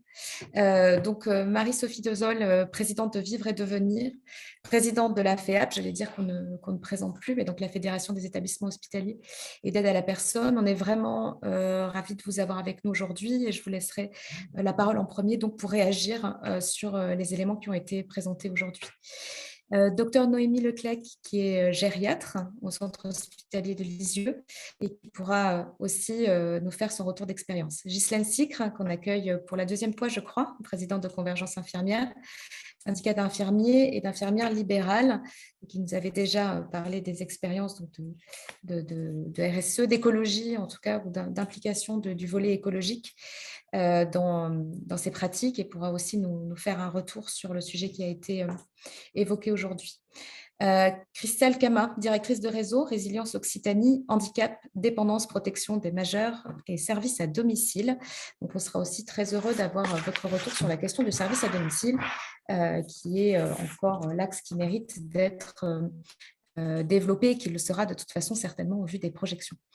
Patrick Janing, fondateur et dirigeant d'Axéo, service Bordeaux Sud, donc président de la commission transition écologique de la FEDESAP, donc la Fédération de services à la personne et d'aide et d'accompagnement à domicile. On est ravis de vous recevoir également. Et puis Olivier Baron, directeur général d'ALEFPA, l'association laïque pour l'éducation, la formation, la prévention et l'autonomie. Donc, je vais commencer en laissant la parole à Madame Marie-Sophie Dezol, si vous m'entendez, et si votre micro est activé, on sera ravis de vous entendre en premier. Oui, bonjour à tous. Tout d'abord, merci de cette présentation, de ce beau travail. Et waouh, on a quand même devant nous un sujet qui est certes d'urgence, mais qui est aussi assez vertigineux. Peut-être d'ailleurs qu'il est d'autant plus vertigineux dans le secteur de l'autonomie, c'est qu'il va falloir qu'on réussisse à concilier la volonté des personnes de vivre le maximum à domicile et de vivre dans la société, à l'école, au travail donc, et à domicile, avec la question d'une certaine concentration des réponses pour limiter les déplacements, puisqu'on voit bien que dans ce sujet-là, un des enjeux, c'est le déplacement et des usagers et des professionnels. Donc, l'équation n'est pas simple, mais ce n'est pas parce qu'elle n'est pas simple qu'il ne faut pas l'affronter. Et c'est vrai qu'avoir déjà la visibilité de ce que représente l'empreinte carbone, c'est quelque chose de très important et un bon point de départ. Je me dis que le fait que le travail se fasse avec la CNSA et avec le N3S est plutôt de bon signe, parce que nous avons à l'avoir besoin d'une belle coordination entre les actions des établissements et services et les politiques publiques. Je crois qu'on peut dire que les établissements et services n'y arriveront pas seuls. Il faut donc que l'on puisse envisager ce travail là aussi en commun pour aboutir. Ce qui est sûr, c'est qu'au sein de la FEAP, nous nous sommes déjà engagés sur ces questions-là. On a en fait 3 leviers d'action, mais enfin, honnêtement, c'est d'une originalité moyenne. C'est bien sûr la question de la formation. C'est-à-dire il faut qu'on réussisse à former les adhérents et donc à les sensibiliser à ces questions-là. c'est la question de la veille sur ce qui existe. Et pour le coup, le travail que vous venez de faire est un travail qui est important, sachant que tout n'est pas forcément toujours complètement intelligible par nos adhérents, et donc on a besoin de faire un petit digeste quand même de ce qui est souhaitable et nécessaire. Et puis le troisième sujet qui est lié, qui est la question des outils un peu opérationnels, c'est globalement comment on réussit à faire.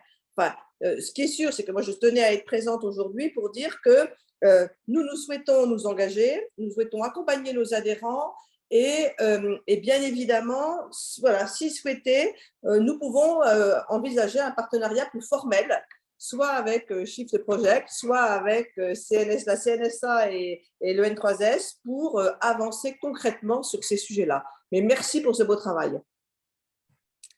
Merci à vous pour ces retours très encourageants pour nous tous et nous toutes. Donc, 5 minutes, c'est très court. On aimerait pouvoir encore développer, mais on a retenu donc, la question effectivement de la compréhension du problème à traiter et puis aussi de la coordination et des outils nécessaires pour pouvoir développer ces directions, alors j'allais dire ces sujets. Docteur Noémie Leclerc, je vous laisse faire, j'espère que je n'ai pas trop écorché votre nom. Je vous laisse la parole pour avoir un retour, donc plutôt côté établissement et soignant sur ce que vous avez pu voir. Ouais, donc bonjour, merci de m'avoir proposé de témoigner. Donc, moi, je suis médecin gériatre au centre hospitalier de Lisieux, chef de pôle d'une filière gériatrique et copilote de la transition écologique sur le CH. Et je suis là pour vous livrer le fruit d'une réflexion à l'échelle de l'établissement où on compte 214 lits d'EHPAD. Alors, ce que j'avais retenu, bien sûr, c'était le rapport du Shift sur la santé avec les 3 principaux postes évoqués des missions, donc la consommation des médicaments DDM, les trajets liés aux soins et l'alimentation. Donc, on essayait de faire un petit peu le parallèle sur l'activité au sein de l'EHPAD. Donc, je rejoins la précédente intervention. Tout d'abord, en EHPAD comme partout, il faut former les équipes, il faut qu'ils comprennent, il faut qu'ils s'impliquent, qu'ils puissent proposer d'eux-mêmes des modifications de leurs habitudes de travail et de soins, les toilettes plus écologiques, des pansements moins consommateurs de dispositifs jetables, des idées pour diminuer le gaspillage alimentaire, et aussi qui nous aident à diminuer la consommation de médicaments, parce qu'en EHPAD, l'accompagnement humain, c'est hyper important. Je pense notamment aux troubles psychocomportementaux où les attitudes soignantes adaptées vont nous permettre de moins prescrire de traitements, de psychotropes. Par exemple, la formation Humanitude peut apporter énormément sur cet aspect-là. Donc, il faut aussi amener des compétences, un accompagnement encadré avec des professionnels plus spécialisés, neuropsychologues, ergothérapeutes, psychomotriciens, etc. D'un point de vue médical, on sait que l'intervention des médecins généralistes dans les EHPAD, c'est pas toujours facile, les visites assez compliquées. Moi, je pense qu'il faudrait plus de temps de gériatres, de médecins formés à la gériatrie sur les EHPAD, et j'irais même jusqu'à dire des médecins salariés qui pourraient suivre les patients sur place pour vraiment s'impliquer dans l'organisation de la structure et travailler avec les équipes sur le soin. C'est pas forcément toujours faisable, mais en tout cas, ce serait vraiment un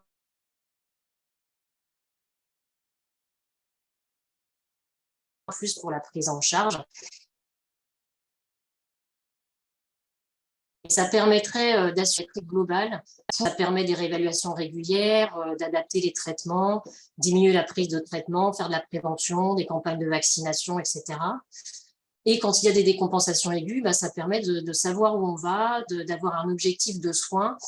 Et par exemple, en faisant intervenir des équipes de soins palliatifs ou de gériatrie, selon ce qui est disponible sur le secteur, de réfléchir aux objectifs, de remplir en amont les fiches urgence PALIA qui seront transmises après aux équipes de régulation du SAMU, afin de respecter les protocoles de soins, les souhaits du patient, de la famille, et souvent de diminuer les hospitalisations.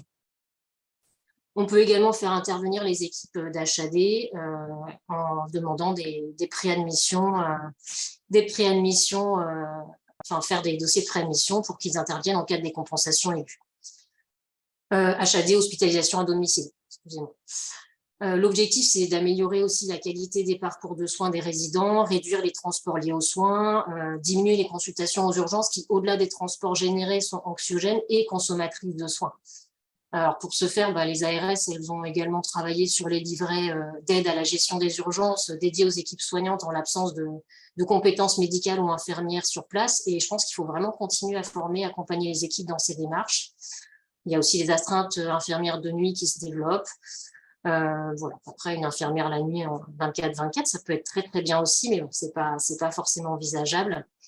Et finalement, pour limiter les déplacements, il y a aussi la télémédecine qui se développe un peu partout, qui permet de donner des avis sans mobiliser les résidents et d'optimiser le temps médical. Et pour terminer, on fait un point aussi sur l'alimentation. Donc, voilà, j'ai mis en dernier, mais je vois que du coup, ici, ça prend une place beaucoup plus importante que sur l'aspect santé globale. En plus, la dénutrition en EHPAD, c'est un point essentiel. L'impact de notre alimentation sur le climat également. Pour moi, l'objectif, ça serait de diminuer les émissions de gaz à effet de serre sur ce poste, tout en améliorant la prise en charge de la dénutrition. On peut associer les deux et puis se dire que derrière, on diminue les consommations de compléments nutritionnels. Donc là, c'est encore la cerise sur le gâteau. Donc, encore une fois, les idées, les actions, elles peuvent venir des équipes en les formant, les accompagnant, travailler sur la présentation des assiettes pour jouer sur l'appétit, l'accompagnement autour des repas, l'aide à la prise alimentaire, avoir des attitudes adaptées, on éteint la télé, on ne regarde pas son téléphone. Enfin, ça paraît évident, mais ce n'est pas toujours dans la pratique. Et puis, concernant la question qui peut un peu diviser parfois sur l'origine des protéines, moi, ce que je constate, c'est que les personnes âgées mangent souvent en plus petite quantité, particulièrement la viande, et que la prise en charge de la dénutrition, elle repose aussi sur le fractionnement des repas, les collations, notamment une collation nocturne pour limiter la durée du jeûne nocturne. Donc, il ne faut pas focaliser sur donner de la viande pour la prise en charge de la dénutrition. Il y a plein d'autres choses à faire. Voilà, souvent, on s'inquiète aussi de leurs habitudes alimentaires qu'il faut respecter. Ceci dit, en échangeant avec d'autres équipes, ce qu'on constate, c'est qu'il y a des adaptations possibles. Par exemple, tout ce qui va être tarte, quiche, avec moins de viande, c'est très apprécié. Côté légumineuses, effectivement, le dalle de pois chiches, ils n'ont pas l'habitude, mais les haricots blancs, tout ça, ça passe très bien. Donc, il y a forcément des choses à faire. Après, médicalement, voilà, il faut quand même faire attention aux ratios d'acides aminés qui doivent être adaptés aux populations agressées. C'est pourquoi nous, en Basse-Normandie, on a sollicité le RESCLAN bas-normand pour avoir un groupe de travail avec l'appui d'experts, parce qu'on a tous cette volonté d'évoluer dans le même sens sans mettre en danger nos patients. Et là, quand on voit vos chiffres, 27% sur l'alimentation, je pense qu'on va tous avoir vraiment envie de bouger là-dessus. Mais voilà, on sait qu'il y a des adaptations à faire. Le bœuf émet 5 à 10 fois plus que le poulet. Donc, l'idée, c'est pas de faire des EHPAD véganes, c'est juste d'avancer. Bien sûr, s'entourer de la commission des repas, des résidents, du collectif. Donc, je pense qu'en EHPAD, il y a plein de choses à faire. Il faut amener des ressources, des compétences gériatriques et transition écologique. Et, je pense qu'effectivement, vous venez de dire dans votre phrase de conclusion, en tout cas une grosse partie du sujet, les ressources, les compétences en transition et en gériatrie. Donc, comment on fait pour croiser effectivement ces ressources en gériatrie et en transition écologique? Donc, on pourrait développer le sujet de l'alimentation longtemps, mais on doit encore passer la parole. Mais c'était rien que ce sujet-là, en tout cas, mériterait à lui-même peut-être un rapport en entier. Merci beaucoup pour ce témoignage, plein d'éléments très pratiques et aussi de pistes d'action. Je laisserai après peut-être dans le temps de questions-réponses la possibilité aux personnes qui nous regardent de vous poser davantage de questions sur ce sujet. Ghislaine Sicre, on aimerait aussi avoir votre retour sur les éléments du rapport et que voilà, peut-être vous nous présentiez notre problématique qui est celle des transports ou en tout cas la façon dont vous avez perçu ces résultats. Alors oui, je vous remercie pour tout ce travail qui est fantastique. J'attends que vous fassiez le même sur les paramédicaux et les déplacements, notamment des paramédicaux, mais pas que. Donc moi, je me présente, je suis Ghislaine Sicre, infirmière libérale dans le Sud. Je suis présidente de Convergence infirmière depuis presque 10 ans et engagée sur l'écologie et notamment sur l'éco-soin. Ce qui m'intéresse sur l'éco-soin, c'est parce que les infirmières s'interrogent énormément sur le gaspillage au niveau des soins, qui est colossal. Nous avons une opération, alors qu'on n'a pas fini, on en avait fait une, mais on ne l'avait pas quantifiée, donc on la recommence. Elle devrait finir fin octobre, sur les déchets au niveau des soins. Et les déchets au niveau des dispositifs médicaux, au niveau des médicaments. On pensait que ça se réduirait parce qu'on avait alerté, j'avais alerté le ministre, M. Brown, le docteur Brown, j'avais alerté la CNAM.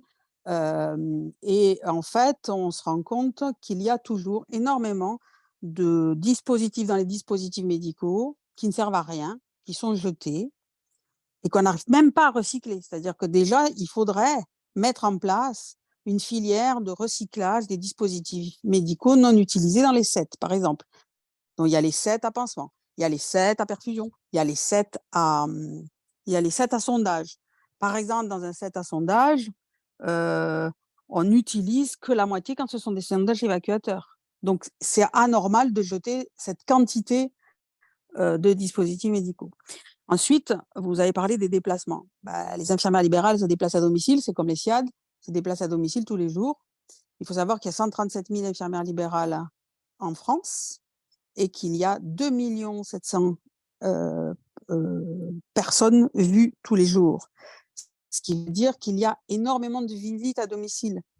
Alors, vu le prix du carburant, les infirmières ont commencé à effectivement acheter des voitures électriques. Néanmoins, ce que je pourrais dire par rapport à ça, c'est que quand les infirmières, elles habitent dans des secteurs ruraux, où elles font beaucoup de kilomètres, c'est pas si évident que ça, et la voiture électrique est encore très chère. C'est-à-dire que pour une consommation de 3 000 € à peu près par an de carburant, une voiture que l'on garde entre 2 et 3 ans, on a encore un surplus, puisque une voiture électrique, elle coûte 10 000 € de plus. Alors, voilà, on a fait les calculs déjà, donc on sait un petit peu. Donc, ce qui se passe, c'est que certaines infirmières arrivent à prendre des vélos électriques, la trottinette électrique, mais elles peuvent faire entre 50 km en urbain jusqu'à 300 km par jour pour travailler. Donc, ça va être compliqué, quoi. Voilà, le temps est rallongé, vous ne pouvez pas voir le nombre de patients. Donc, voilà, toutes ces choses-là, il faut faciliter la vie. Et puis, quand on est même en semi-rural ou même en urbain, semi-urbain ou même en urbain, pardon, il faut pouvoir être sûr de récupérer son vélo et donc sécuriser les emplacements. Parce que là encore, c'est un problème, c'est une difficulté. Beaucoup d'infirmières se sont déjà fait voler leur vélo. Donc là encore, il faut trouver des solutions pour pouvoir décarboner la santé. Et le point sur lequel j'ai été extrêmement étonnée sur vos chiffres, c'est celui de l'alimentation, encore une fois, même si j'en avais parlé la dernière fois. Et effectivement, il y a beaucoup de gaspillage. Et là encore, le gaspillage au domicile des patients, il y a du transport alimentaire, puisque pas toujours on a des aides à domicile qui peuvent préparer les repas, ce qui est bien moins onéreux, avec beaucoup moins de dépenses quand on arrive à ça. C'est très, très bien. On essaye, nous, sur nos secteurs, vraiment de voir avec les familles, d'éviter les portages de repas et plutôt d'aller dans le sens d'une alimentation équilibrée et plutôt par rapport à la personne. Donc, ça, individualisé par rapport à la personne, ce qui est intéressant, parce que finalement, elle mange bien, on a moins de dénutrition finalement. Donc, ça, c'est très intéressant. Et beaucoup moins de gaspillage, parce que moi, quand je vois dans un frigidaire, quand vous ouvrez, que vous avez des plastiques, tout le frigidaire, je vous assure, vous n'avez pas envie de manger. Donc, je peux comprendre qu'ils n'aient pas du tout envie de manger. Donc, il y a encore des efforts à faire. Je pense qu'on essaiera de travailler avec le chiffre sur les déplacements pour qu'on voit un petit peu quantifier, etc., si vous êtes d'accord, bien évidemment. Et tous ces sujets que nous portons, nous souhaitons, que les sets à pansement ne soient plus en plastique aussi. Nous souhaiterions qu'ils évoluent. Nous souhaiterions travailler sur des filières où il n'y a pas 150 000 produits à l'intérieur qui ne servent à rien et qui partent à la poubelle. Nous souhaiterions également qu'il y ait des filières de recyclage parce que, avec la guerre, on a envoyé beaucoup de dispositifs médicaux. Donc, on a recyclé, certes, mais ce n'est pas l'objectif numéro 1. Donc, ça serait intéressant quand même qu'on aille vers du recyclage. Voilà. Merci beaucoup pour m'avoir laissé la parole. Merci beaucoup, Ghislaine Sicre. C'était très riche également. Effectivement, cet enjeu du gaspillage, mais peut-être également du réemploi, j'espère qu'on pourra l'aborder dans la partie questions, est une question importante. Voilà, il ne faut pas tout mettre dans le même panier, évidemment, mais c'est vraiment quand même un enjeu qu'il faut soulever. Je vais laisser la parole maintenant rapidement, à la suite de vous, à Christelle Kama, directrice de réseau, pour nous livrer également son témoignage et son point de vue sur le sujet. Merci beaucoup. Oui, merci. Bonjour à tous et à toutes. Merci en tous les cas pour le travail effectivement assez important qui a été fait. Alors moi, je suis directrice générale de l'association Réseau, donc qui est une association qui accompagne des personnes âgées, des personnes en situation de handicap, donc soit en établissement, soit à domicile, et qui gère aussi des activités de production de services au travers d'entreprises adaptées ou des AT. Donc là aussi, on a un impact aussi décarbonation qui n'est pas tout à fait neutre.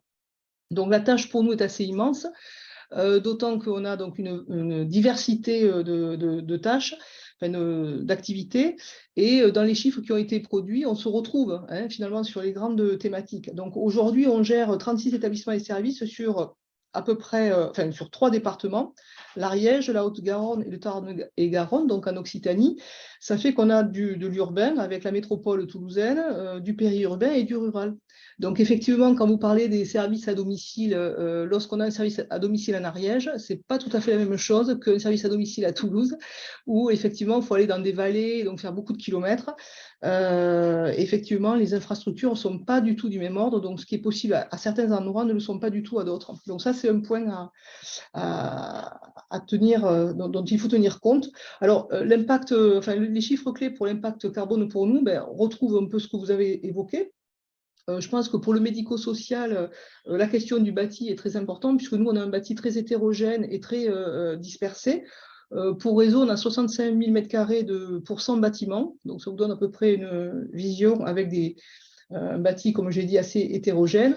On a la problématique des transports, ça c'est clair, avec une flotte, par exemple, rien que chez nous, de 250 véhicules, avec des véhicules légers, des véhicules 9 places, pour faire à peu près 1,3 million de kilomètres par an. Donc ça fait beaucoup, mais quand on le met au niveau du nombre du parc, ce n'est pas si important que ça. Donc il y a aussi un effort qu'on a à faire aussi sur le nombre de véhicules à utiliser. Et on a aussi du transport collectif privé pour amener les enfants vers les lieux de prise en charge avec lesquels, transporteurs avec lesquels on travaille pour essayer aussi de décarboner avec soit de l'électrique quand c'est possible ou de l'hybride. La restauration pour nous est un vrai enjeu. Vous en avez beaucoup parlé, mais c'est vrai, nous on fait plus de 500 000 € par an. Donc entre la question de voir comment on peut le décarboner, donc là on est à l'aune de nouveaux contrats. Et je crois que c'est la directrice du financement de l'offre de la CNSA qui a évoqué la question aussi des nouveaux contrats. Effectivement, nous, on est en train de réfléchir à comment on peut contractualiser autrement avec notre opérateur. Ou en tous les cas, on est en train de lancer un marché.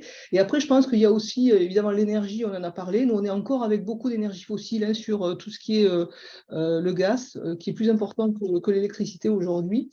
Et il y a aussi un point qu'on ne sait pas quantifier, par contre, c'est au niveau numérique. Donc ça, je pense qu'on a des progrès à faire dans l'utilisation que nous avons du numérique, des mails, etc., etc.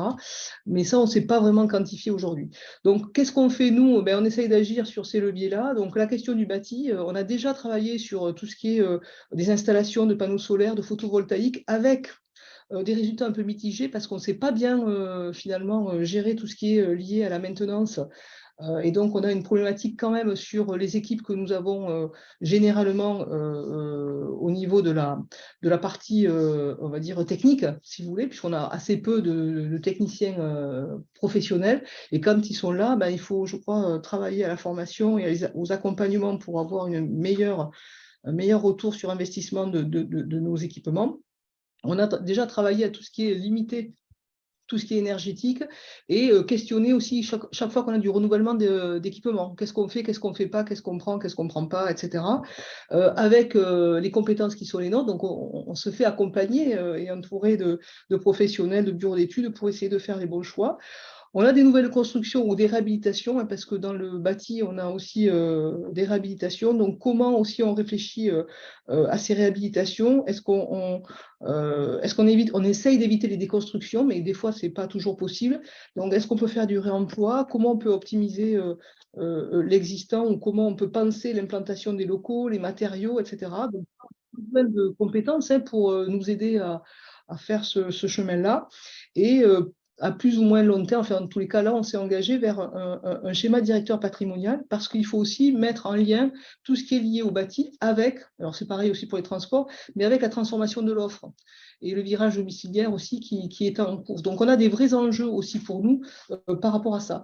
Donc, on a des travaux qui sont engagés, des renouvellements sur les contrats qu'on a. On a renouvelé le parc automobile avec, en essayant d'optimiser au fond la question de la transition vers des véhicules électriques et hybrides.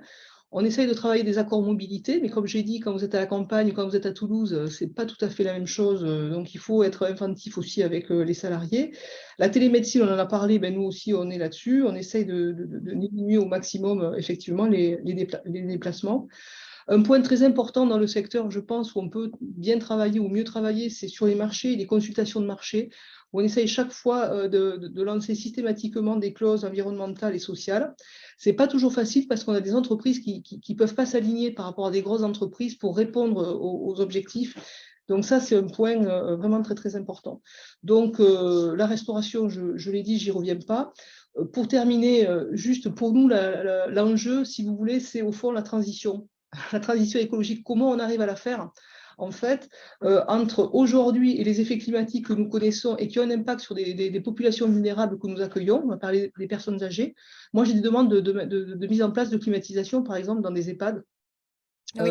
Voilà, donc ça c'est un problème. Comment on essaye de faire mieux?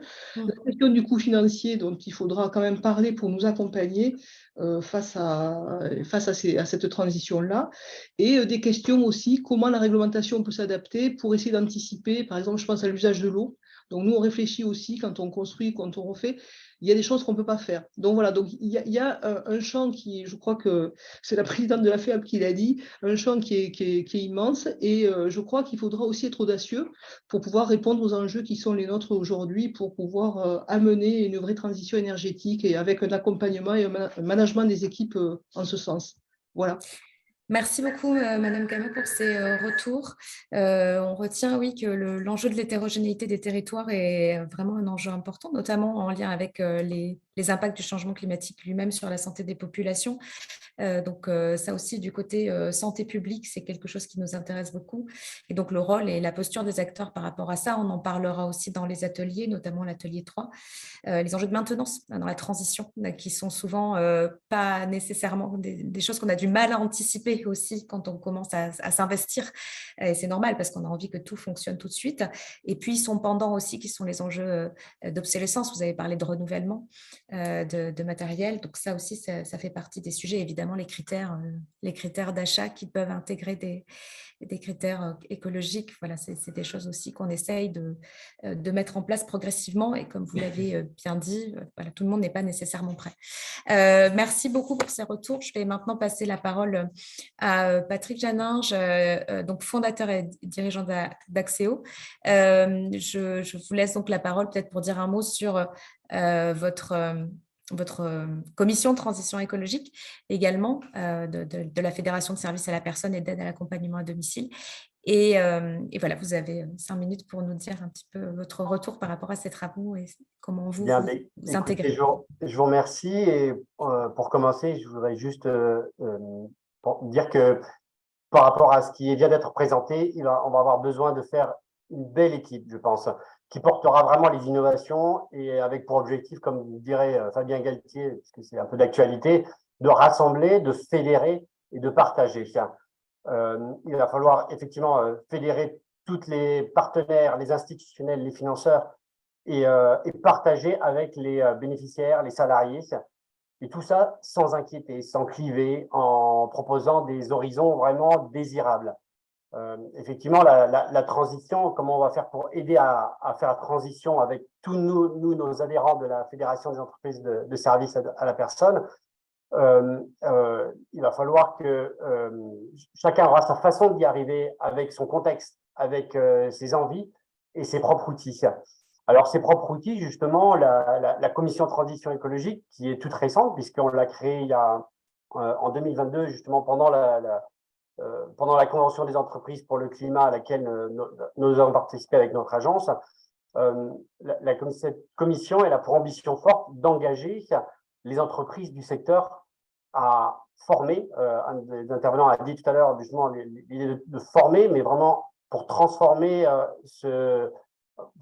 former les dirigeants pour que les entreprises se transforment et qu'elles redirigent leur trajectoire sur des modèles économiques soutenables, voire qui visent le régénératif. Et l'idée est vraiment d'aller au-delà de la simple réduction d'impact et de générer des impacts positifs pour répondre à ces défis environnementaux.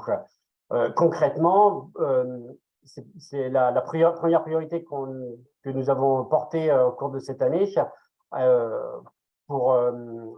de proposer des actions concrètes à nos adhérents. La première, ça a été d'initier une prise de conscience et faire connaître les éco-gestes adaptés à chaque métier du domicile. Et pour cela, on a conçu un outil très simple sous forme de fiches pratiques qui propose des alternatives opérationnelles aux principaux impacts environnementaux des différentes activités du domicile. La deuxième étape, c'est à partir de ce jeudi-là de proposer en AG, l'AG de l'Assemblée générale de la Fédération des entreprises de services à domicile, une charte d'engagement volontaire qui se veut vraiment préfiguratrice des membres d'un futur club RSE dont le nom reste à définir, mais qui portera vraiment les objectifs de transition, les innovations.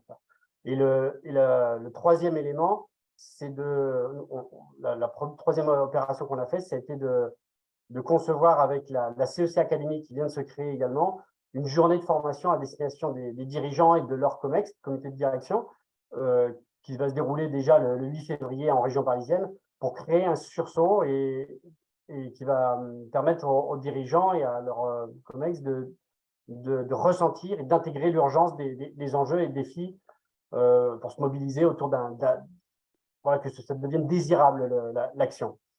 Alors nos travaux, ils proposent rien d'infaillible, pas de solution clé en main, mais je dirais que nous avons vraiment à cœur de développer un état d'esprit plutôt qu'une recette appliquée étape par étape. Voilà, pour moi, la vraie question, c'est toujours la même, c'est est-ce qu'on a le luxe d'attendre que la transition se fasse doucement? Et j'ai toujours en tête Grégory Fratry, un des membres de la Convention citoyenne pour le climat, qui nous rappelait que la transition écologique de notre secteur, et puis en général, elle ne peut pas se faire sans prendre en compte vraiment deux choses. Et dans notre secteur, c'est particulièrement vrai, c'est bien sûr les limites planétaires et la justice sociale. Et la justice sociale, ça veut dire de donner les moyens aux salariés comme aux bénéficiaires de participer à cette transition environnementale. L'idée, c'est d'oublier personne au bord de la route, car nos salariés, nos bénéficiaires, les aidants, comme les partenaires, je pense qu'ils ont vraiment l'envie de bouger, d'être acteurs, ils sont prêts, comme la plupart des Français d'ailleurs, mais encore faut-il leur donner les moyens et les opportunités. Et puis les limites planétaires, je fais juste un petit aparté par rapport à ça, c'est juste qu'il va falloir accepter de ne pas avoir pour seule boussole uniquement la baisse des émissions de gaz à effet de serre. Il faut protéger l'ensemble des vivants et prendre en compte l'ensemble des limites planétaires. Et avoir une démarche globale qui permettra une bascule vraiment acceptable. Alors, concrètement, moi, pour revenir juste en un mot sur la CEC, je ne sais pas si je suis toujours bon dans le timing, moi, la CEC m'a vraiment fait, à titre personnel, connaître ce grand sentiment de fraternité qui peut naître une fois que le débat il s'ouvre et que l'on ose parler déjà tant des risques d'effondrement, de sobriété, de durabilité, d'équilibre pour tous, d'autonomie également. Et aujourd'hui, j'ai vraiment pris conscience qu'on était mal informés sur ce que disent les scientifiques. Et là, ce rapport-là qui vient d'être présenté est une pierre supplémentaire à l'édifice pour avancer sur l'éclairage des problématiques. Et j'ai compris vraiment qu'il était temps de s'engager tous ensemble, dans des conversations qui ne sont pas forcément faciles, afin de réduire notre participation à la détérioration en cours et d'être créatifs vraiment pour faire émerger le meilleur d'un futur qui s'annonce pour le moment un peu chaotique. Et voilà, donc moi, avec mes 80 salariés dans mon agence, concrètement, on a pris des engagements qui sont concrets en écrivant une feuille de route qui est ambitieuse, en tout cas j'espère ambitieuse, avec un cap pour 2030 à atteindre, avec des intervenants qui réalisent des prestations à proximité de leur domicile, qui travaillent en équipe locale, autonome, qui utilisent des produits écolabellisés, etc. Et puis des objectifs d'impact mesurable. Mais là, je ne vais pas détailler l'ensemble des plans d'action qu'on a mis en place. En tout cas, avec la Fédé, ce qu'on porte vraiment, c'est cette volonté de former, d'accompagner les adhérents à ouvrir les yeux sur ces sujets-là et de s'engager à bras le corps dans cette transition et de l'intégrer entièrement dans leur feuille de route opérationnelle. Oui, merci. C'est d'autant plus intéressant. C'est vrai qu'aujourd'hui, on veut vraiment participer à la prise de conscience, c'est un premier terme, et à la formation de l'intégralité en fait des personnes qui sont en lien avec le secteur de la santé ou le secteur de l'autonomie, en l'occurrence la branche autonomie. On a aussi commencé à discuter, alors ça c'était dans le cadre, c'était pas pour l'autonomie, mais c'était dans le cadre de la prise en charge de patients chroniques auprès d'associations de patients, donc tous les bénéficiaires aussi des branches et de la protection sociale dans son ensemble peuvent être aussi accompagnés et formés, et notamment par les agents qui peuvent aussi servir d'intermédiaires et parfois d'ambassadeurs de ces nouvelles tendances, comme vous l'avez évoqué, cet état d'esprit, vous l'avez dit, et puis cette transformation, finalement, cette redirection écologique du système social et productif dans son ensemble. Donc, merci beaucoup, Patrick Janin, pour vos témoignages. Je vais donner la parole à Olivier Baron pour terminer sur les témoignages, donc directeur général d'Alefpa. Olivier, si vous nous entendez et que votre micro fonctionne. Parfaitement. Merci beaucoup. Je dois dire que depuis le début de cet après-midi, je me réjouis de tout ce qu'on entend, parce que ça corrobore beaucoup des actions que l'on essaye les uns et les autres de mener. Et on peut espérer beaucoup de ce rassemblement autour du développement durable. Alors nous, je dirige une association qui s'appelle l'ALEFPA et qui intervient dans le secteur médico-social, sanitaire et social. On a un peu plus de 300 établissements sur une dizaine de régions qui vont de Gravelines à Mayotte et à Saint-Martin.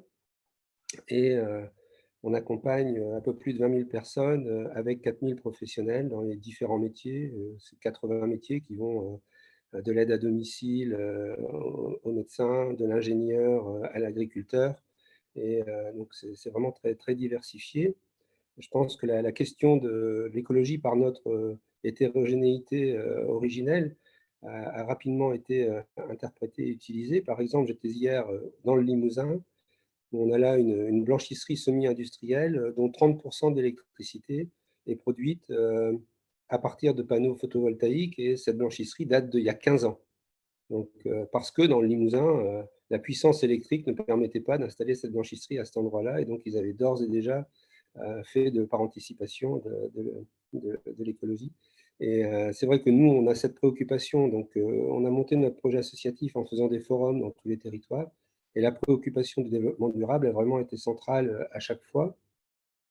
On a déjà fait des tentatives. On a mis en place des véhicules électriques en Guadeloupe avec des panneaux photovoltaïques pour recharger les véhicules. Parce que si vous rechargez des véhicules électriques en Guadeloupe avec l'électricité de ville, c'est de l'électricité qui est faite avec du fioul, donc ça ne sert à rien.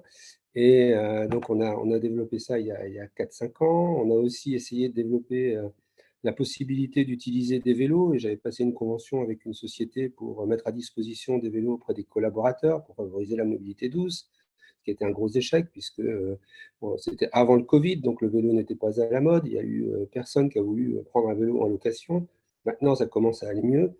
Et donc, on a essayé de développer comme ça, puisque notre bilan carbone en décembre 2022, il était de 27 000 tonnes. Donc, on a de quoi faire.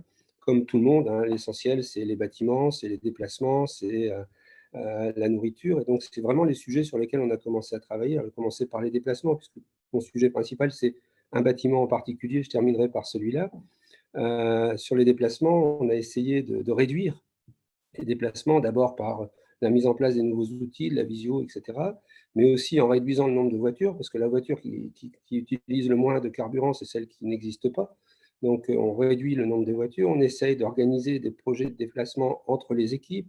Quand vous avez dans une maison d'enfants 2 éducateurs qui prennent chacun une voiture pour aller emmener l'enfant à la même école, eh ben ça fait partie des réductions qu'on a mis en place. De la même manière, le recours aux véhicules électriques, puisque la plupart de nos autos, on en a 800 dans le parc, la plupart de nos autos circulent assez peu.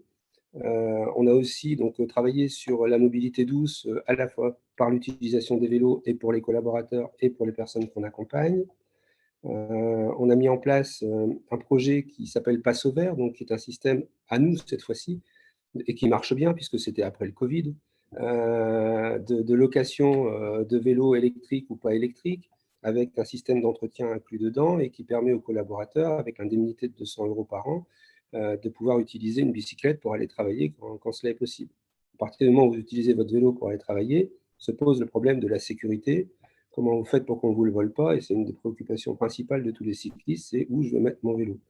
Donc, avec une de nos entreprises adaptées, on a développé un modèle spécifique d'abri vélo pour accueillir 14 vélos qu'on est en train d'installer dans nos établissements pour encourager nos collaborateurs à utiliser le vélo, mais qu'on va pouvoir diffuser à l'extérieur également, puisqu'on a déjà un certain nombre de commandes de l'extérieur, puisque c'est vraiment l'une des préoccupations. Et si on veut utiliser ces mobilités douces, il faut créer l'environnement, et pas seulement des pistes cyclables, mais aussi l'environnement professionnel. Il faut mettre en place des douches, il faut mettre en place des systèmes pour qu'on puisse profiter du vélo. Et croyez-moi, c'est un cycliste qui dit ça. Donc ça, c'est tout sur la partie mobilité douce. Je pense qu'aujourd'hui, on est dans le gros du mouvement. Donc avec notre méthode, elle est très simple sur tous ces sujets-là. C'est d'abord de faire prendre conscience. Tiens, ce serait pas mal de ne pas prendre sa bagnole. Et puis, il y en a bien un dans le lot qui dit bah oui, on va essayer, on essaye dans un établissement, on expérimente. Et quand ça marche, on déploie sur l'ensemble des établissements avec une logique qui est de partager entre les directeurs. De temps en temps, on obtient un prix d'une de nos fédérations pour un de nos projets, on en est très content.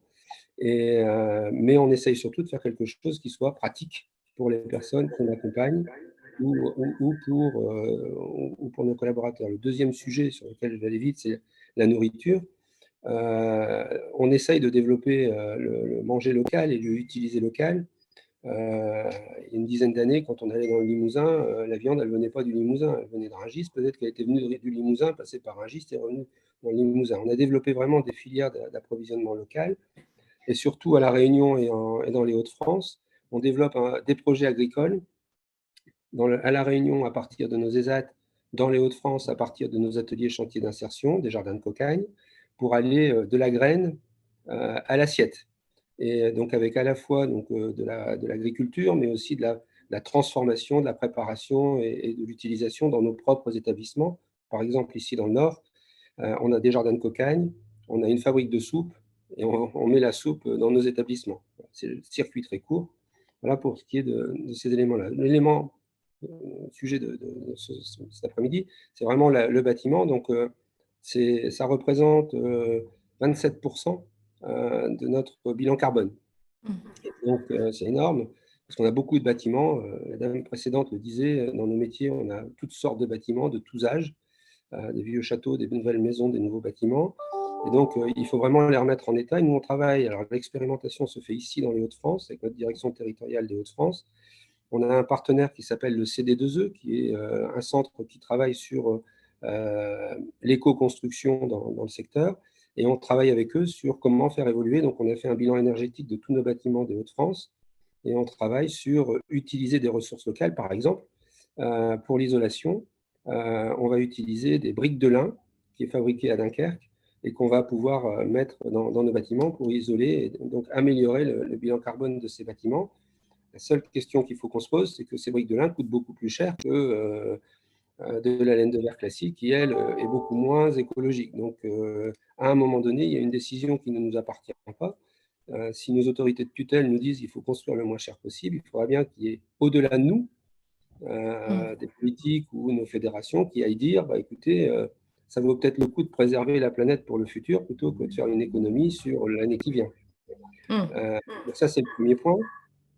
On a le problème de coût. Et puis le deuxième point, le sujet pour lequel vous avez eu la gentillesse de m'inviter, c'est que on doit construire un bâtiment à Mayotte.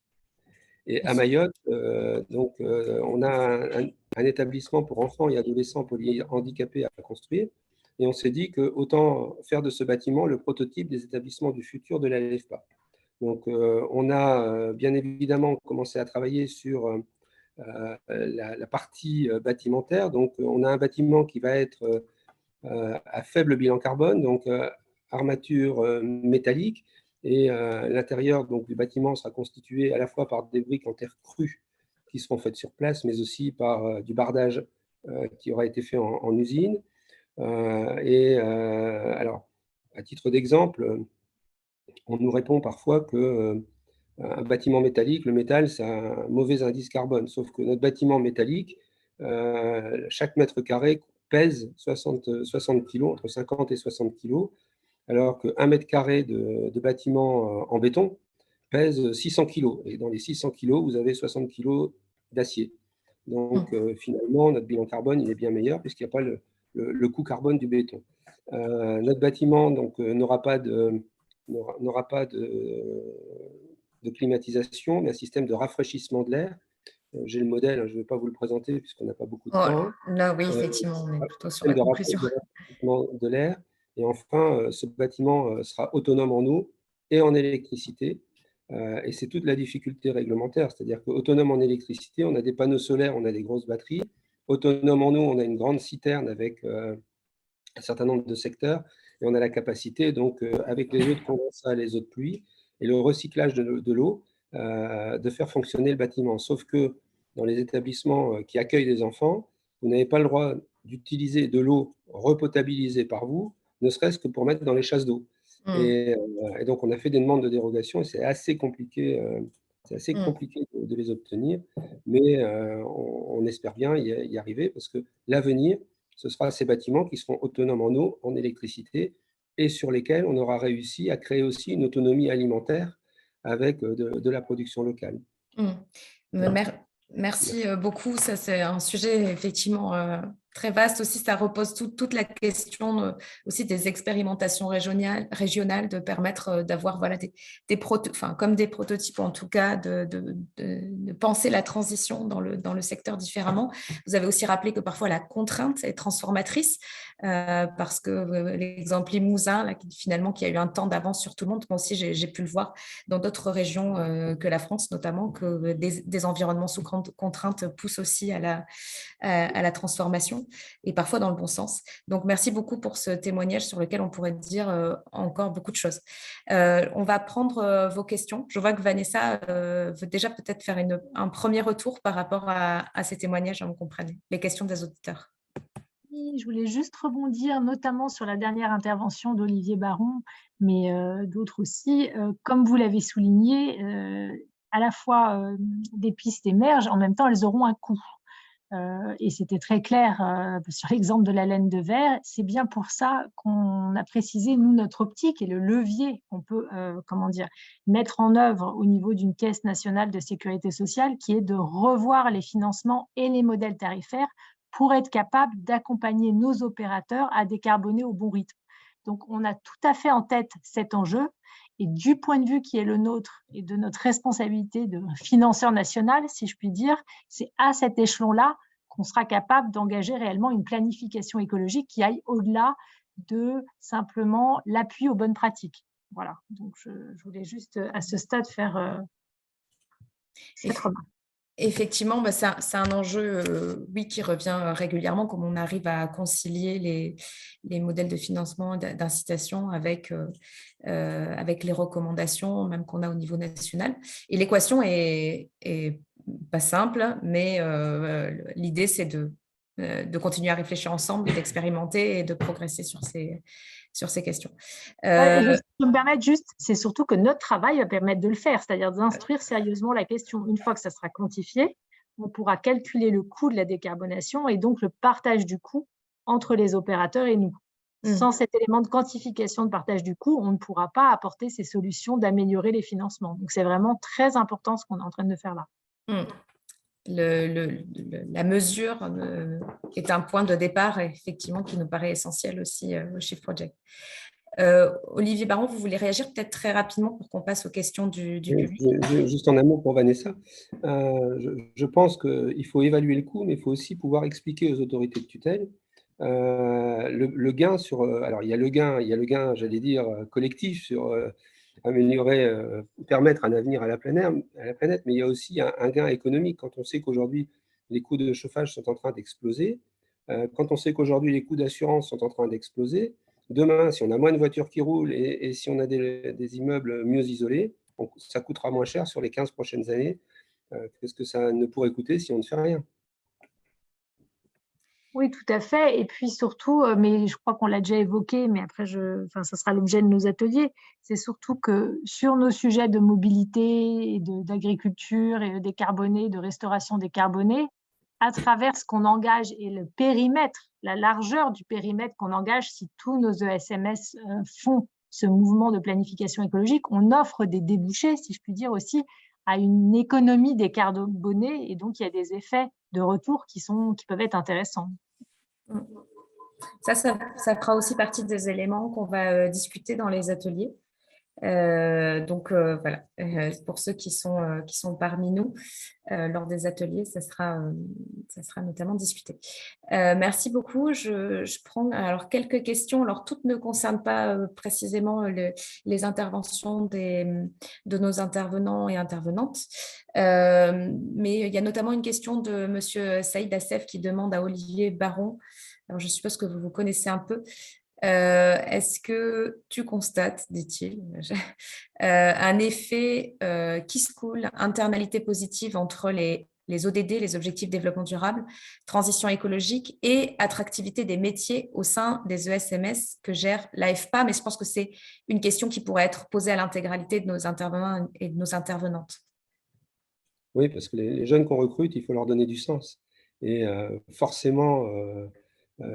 quand on a des projets comme celui de Mayotte, à Mayotte, c'est compliqué et on a moins de mal à recruter parce que les gens arrivent dans ce projet et qui est un projet innovant. Donc, si on leur dit qu'ils peuvent venir travailler à vélo, c'est aussi intéressant. Je pense que, comme dit Saïd, c'est un effet qui se coule. Au moins deux effets. Est-ce que les autres intervenants et intervenantes voudraient ajouter un mot sur ça? Madame Dezol, je vois que vous Oui, peut-être sur… moi, je suis très frappée aujourd'hui, et on le voit beaucoup dans les établissements de la FEAP, que parmi les jeunes qui arrivent, la question finalement de qu'est-ce que vous faites en termes de développement durable, qu'est-ce que vous faites en termes de transition écologique, comment est fait votre projet. Et en général, ils ont regardé sur le site Internet pour savoir si cette question-là a été traitée ou pas, devient un élément assez majeur de la dynamique de recrutement. Alors, bien sûr, il y a la question du salaire, on ne va pas complètement être naïf, mais vraiment la question du projet et notamment du projet développement durable est quelque chose qui devient très important. On a même des mobilités qui sont liées à ça. Et donc, des personnes qui disent « moi, je viens parce que vous avez ce projet-là ». Donc, je pense que ça devrait, ce qui est d'ailleurs plutôt une bonne nouvelle, parce que pour les dirigeants de nos établissements, ça va être un élément encore plus moteur pour aller sur ces questions-là. Merci beaucoup. Est-ce que peut-être du côté établissement, je pense au docteur Leclèche, est-ce que vous ressentez quelque chose, vous, ou peut-être vous voulez nuancer justement ce retour? Alors, moi, je suis pas en première ligne pour les recrutements, mais c'est une discussion qu'on a eue la semaine dernière avec notre directrice des soins, où justement, elle s'est remarquée que de plus en plus d'étudiants me posaient la question et avaient cette démarche. Donc, j'opine de la tête. Après, je peux pas quantifier les choses, mais c'est effectivement des notions qui vraiment apparaissent, émergent. Et on est ravis que ça émerge. C'est très bien. Il est temps. Oui. Merci beaucoup. Oui, allez-y, je vous en prie, madame. Oui, excusez-moi, parce que je n'ai pas trouvé la main là, dans mon écran. Désolée.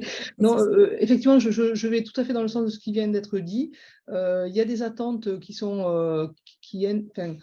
ressortent des salariés d'une façon ou d'une autre. Alors, sur l'attractivité, je ne sais pas si c'est posé comme ça, mais en tous les cas, de manière générale, c'est comment l'association se positionne, parce qu'elle est aussi un acteur d'un territoire.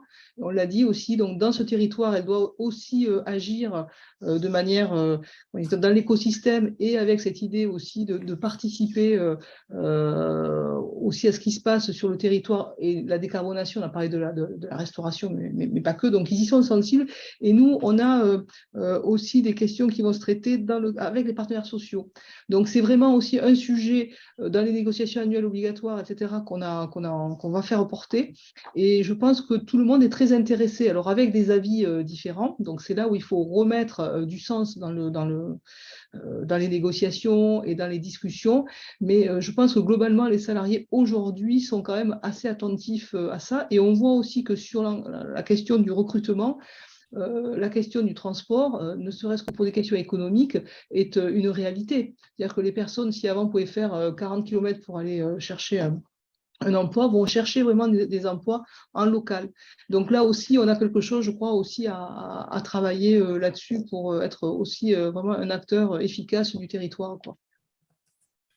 Merci beaucoup. Ghislaine Sicre, vous voulez réagir aussi? Puis Patrick Jeannin. Oui, parce qu'en fait, les infirmières, les jeunes infirmières, on voit bien qu'elles sont extrêmement sensibilisées à l'écologie, principalement, développement durable en santé.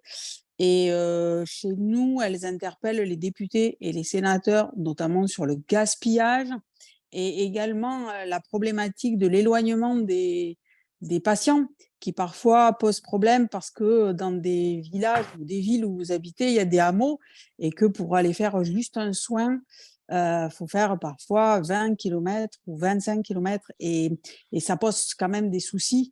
Donc, en fait, il y a une optimisation du trajet en règle générale maintenant et encore plus depuis que le prix du carburant a explosé. Et tant mieux, peut-être quelque part, on pourra dire au moins sur le plan écologique, même si pour le porte-monnaie, c'est un peu complexe, parce que nous n'avons pas des indemnités forfaitaires de déplacement qui ont suivi ce chemin-là. Donc, c'est compliqué pour les infirmiers. Et il faut comprendre qu'il faut essayer de soigner tout le monde, évidemment, les éloignés, les fragiles, etc., les plus lourds. Mais c'est vrai que je trouve que les jeunes sont vraiment beaucoup plus sensibles à tout ça, beaucoup plus sensibles. J'ai une fille de 25 ans hein, et qui n'arrête pas non plus. Donc, oui, ils sont très, très, très, très mobilisés. Merci beaucoup. Patrick Jeannin, vous vouliez réagir sur ça très rapidement, peut-être? Oui, rapidement, juste pour nuancer, effectivement, il y a les intervenantes, aujourd'hui, elles subissent les impacts du réchauffement climatique, des problématiques environnementales. Et je pense que notre travail est vraiment de donner du sens à ce qu'on fait et aux actions qu'on va mener pour qu'elles prennent conscience du lien de cause à effet entre les impacts et ce qu'elles subissent par rapport à leur mode de vie. On parlait beaucoup des déplacements et effectivement, ça, c'est tout à fait en lien. Et à partir du moment où on les fait travailler ensemble et on les sensibilise à ce qui se passe, là, on arrive à faire émerger des solutions qui viennent du terrain. Merci beaucoup pour ces retours. Alors, on souhaiterait faire quand même une pause de quelques minutes avant les ateliers. J'ai quand même envie de vous poser peut-être très rapidement la question qui est posée par Mathieu Niort sur l'incitation. Alors là, il parle du financement des professionnels, mais en tout cas, la question de l'orientation vers la prévention et le juste soin et comment on travaille peut-être en amont pour essayer de décarboner aussi en passant par prévenir plutôt que guérir. Donc, si peut-être une ou deux personnes veulent intervenir sur ce point. Ghislaine Sicre. Alors moi, je veux bien intervenir parce qu'en fait, il y a des bilans de prévention qui vont être mis en place, qui sont prévus par l'équipe gouvernementale et ça devrait normalement démarrer, j'espère, en début d'année. Ça va être dans le PLFSS prochain. Et ces bilans de prévention sont prévus à tous les âges de la vie. Donc, il y a plusieurs, 18-25 ans, etc., etc. Et pour prévenir les maladies chroniques, donc nous sommes extrêmement engagés sur ces sujets-là à Convergence Infirmière. Les infirmières libérales, enfin les infirmières tout court, les infirmières ont dans leur rôle propre le rôle de prévention, le rôle d'éducation, le rôle de coordination, de promotion à la santé et le rôle d'organisation des soins.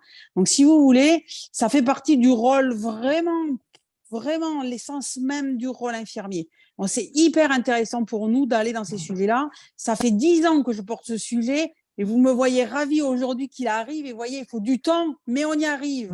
Donc, on va pouvoir sensibiliser la population. On rentre dans toutes les maisons et je vous assure que demain, on va avoir des catastrophes parce qu'on voit des petits devant les écrans qui mangent des chips avec du coca. Je ne vous fais pas de dessin. Ça va être catastrophique dans les années à venir. Donc, je pense qu'on a vraiment beaucoup à faire sur ce sujet-là, sur la prévention, et on évitera effectivement tous ces problèmes de médicaments et de iatrogénie médicamenteuse que nous connaissons parfaitement bien à domicile. Merci beaucoup pour votre retour.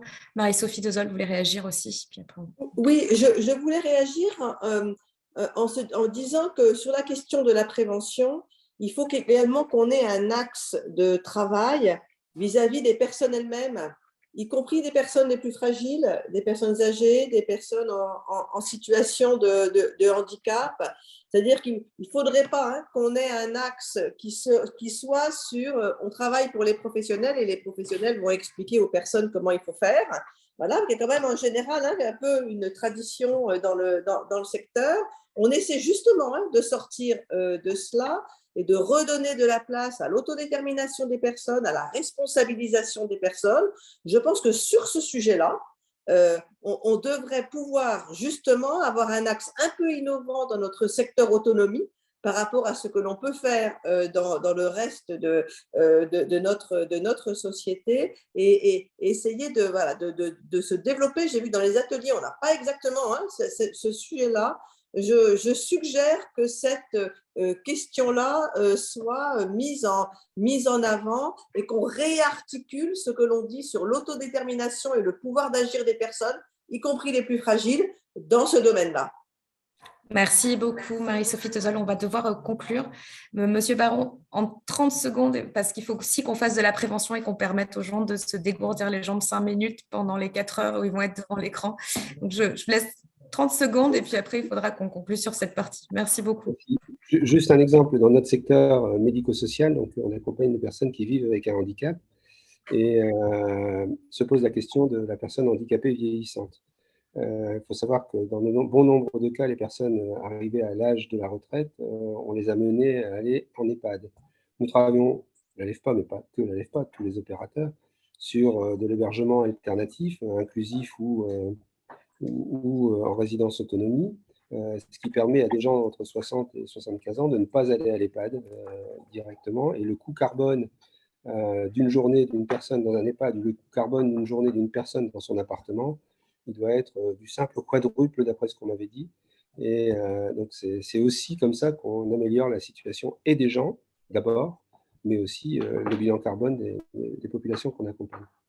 Merci beaucoup pour ce retour et cet exemple éclairant. Donc, il me reste à remercier toutes les intervenantes et les intervenants qui ont été avec nous aujourd'hui. C'était très riche d'enseignements. Et puis, cette variété de témoignages permet aussi de voir qu'il y a vraiment pas mal de choses à faire entre acteurs. Merci aux personnes qui ont été présentes. Donc, on va pouvoir se déconnecter de ce lien pour à partir de 16h, se reconnecter sur le lien des ateliers. Et je crois qu'il faut que je précise que ce soir, nous fêtons l'autonomie au Grand Breguet, c'est ça, c'est une demande de Jean-Noël Guest, 17 rue Breguet à Paris pour ceux qui sont présents, donc on accueille tout le monde. Donc ça doit être un grand établissement très bien isolé où on ne sert que des boissons qui sont bonnes pour la santé, je suppose. Merci beaucoup à toutes et tous et je donne rendez-vous à toutes les personnes qui seront avec nous aux ateliers, donc dans quelques minutes. Merci. Très bonne journée, merci. Merci, au revoir. Au revoir.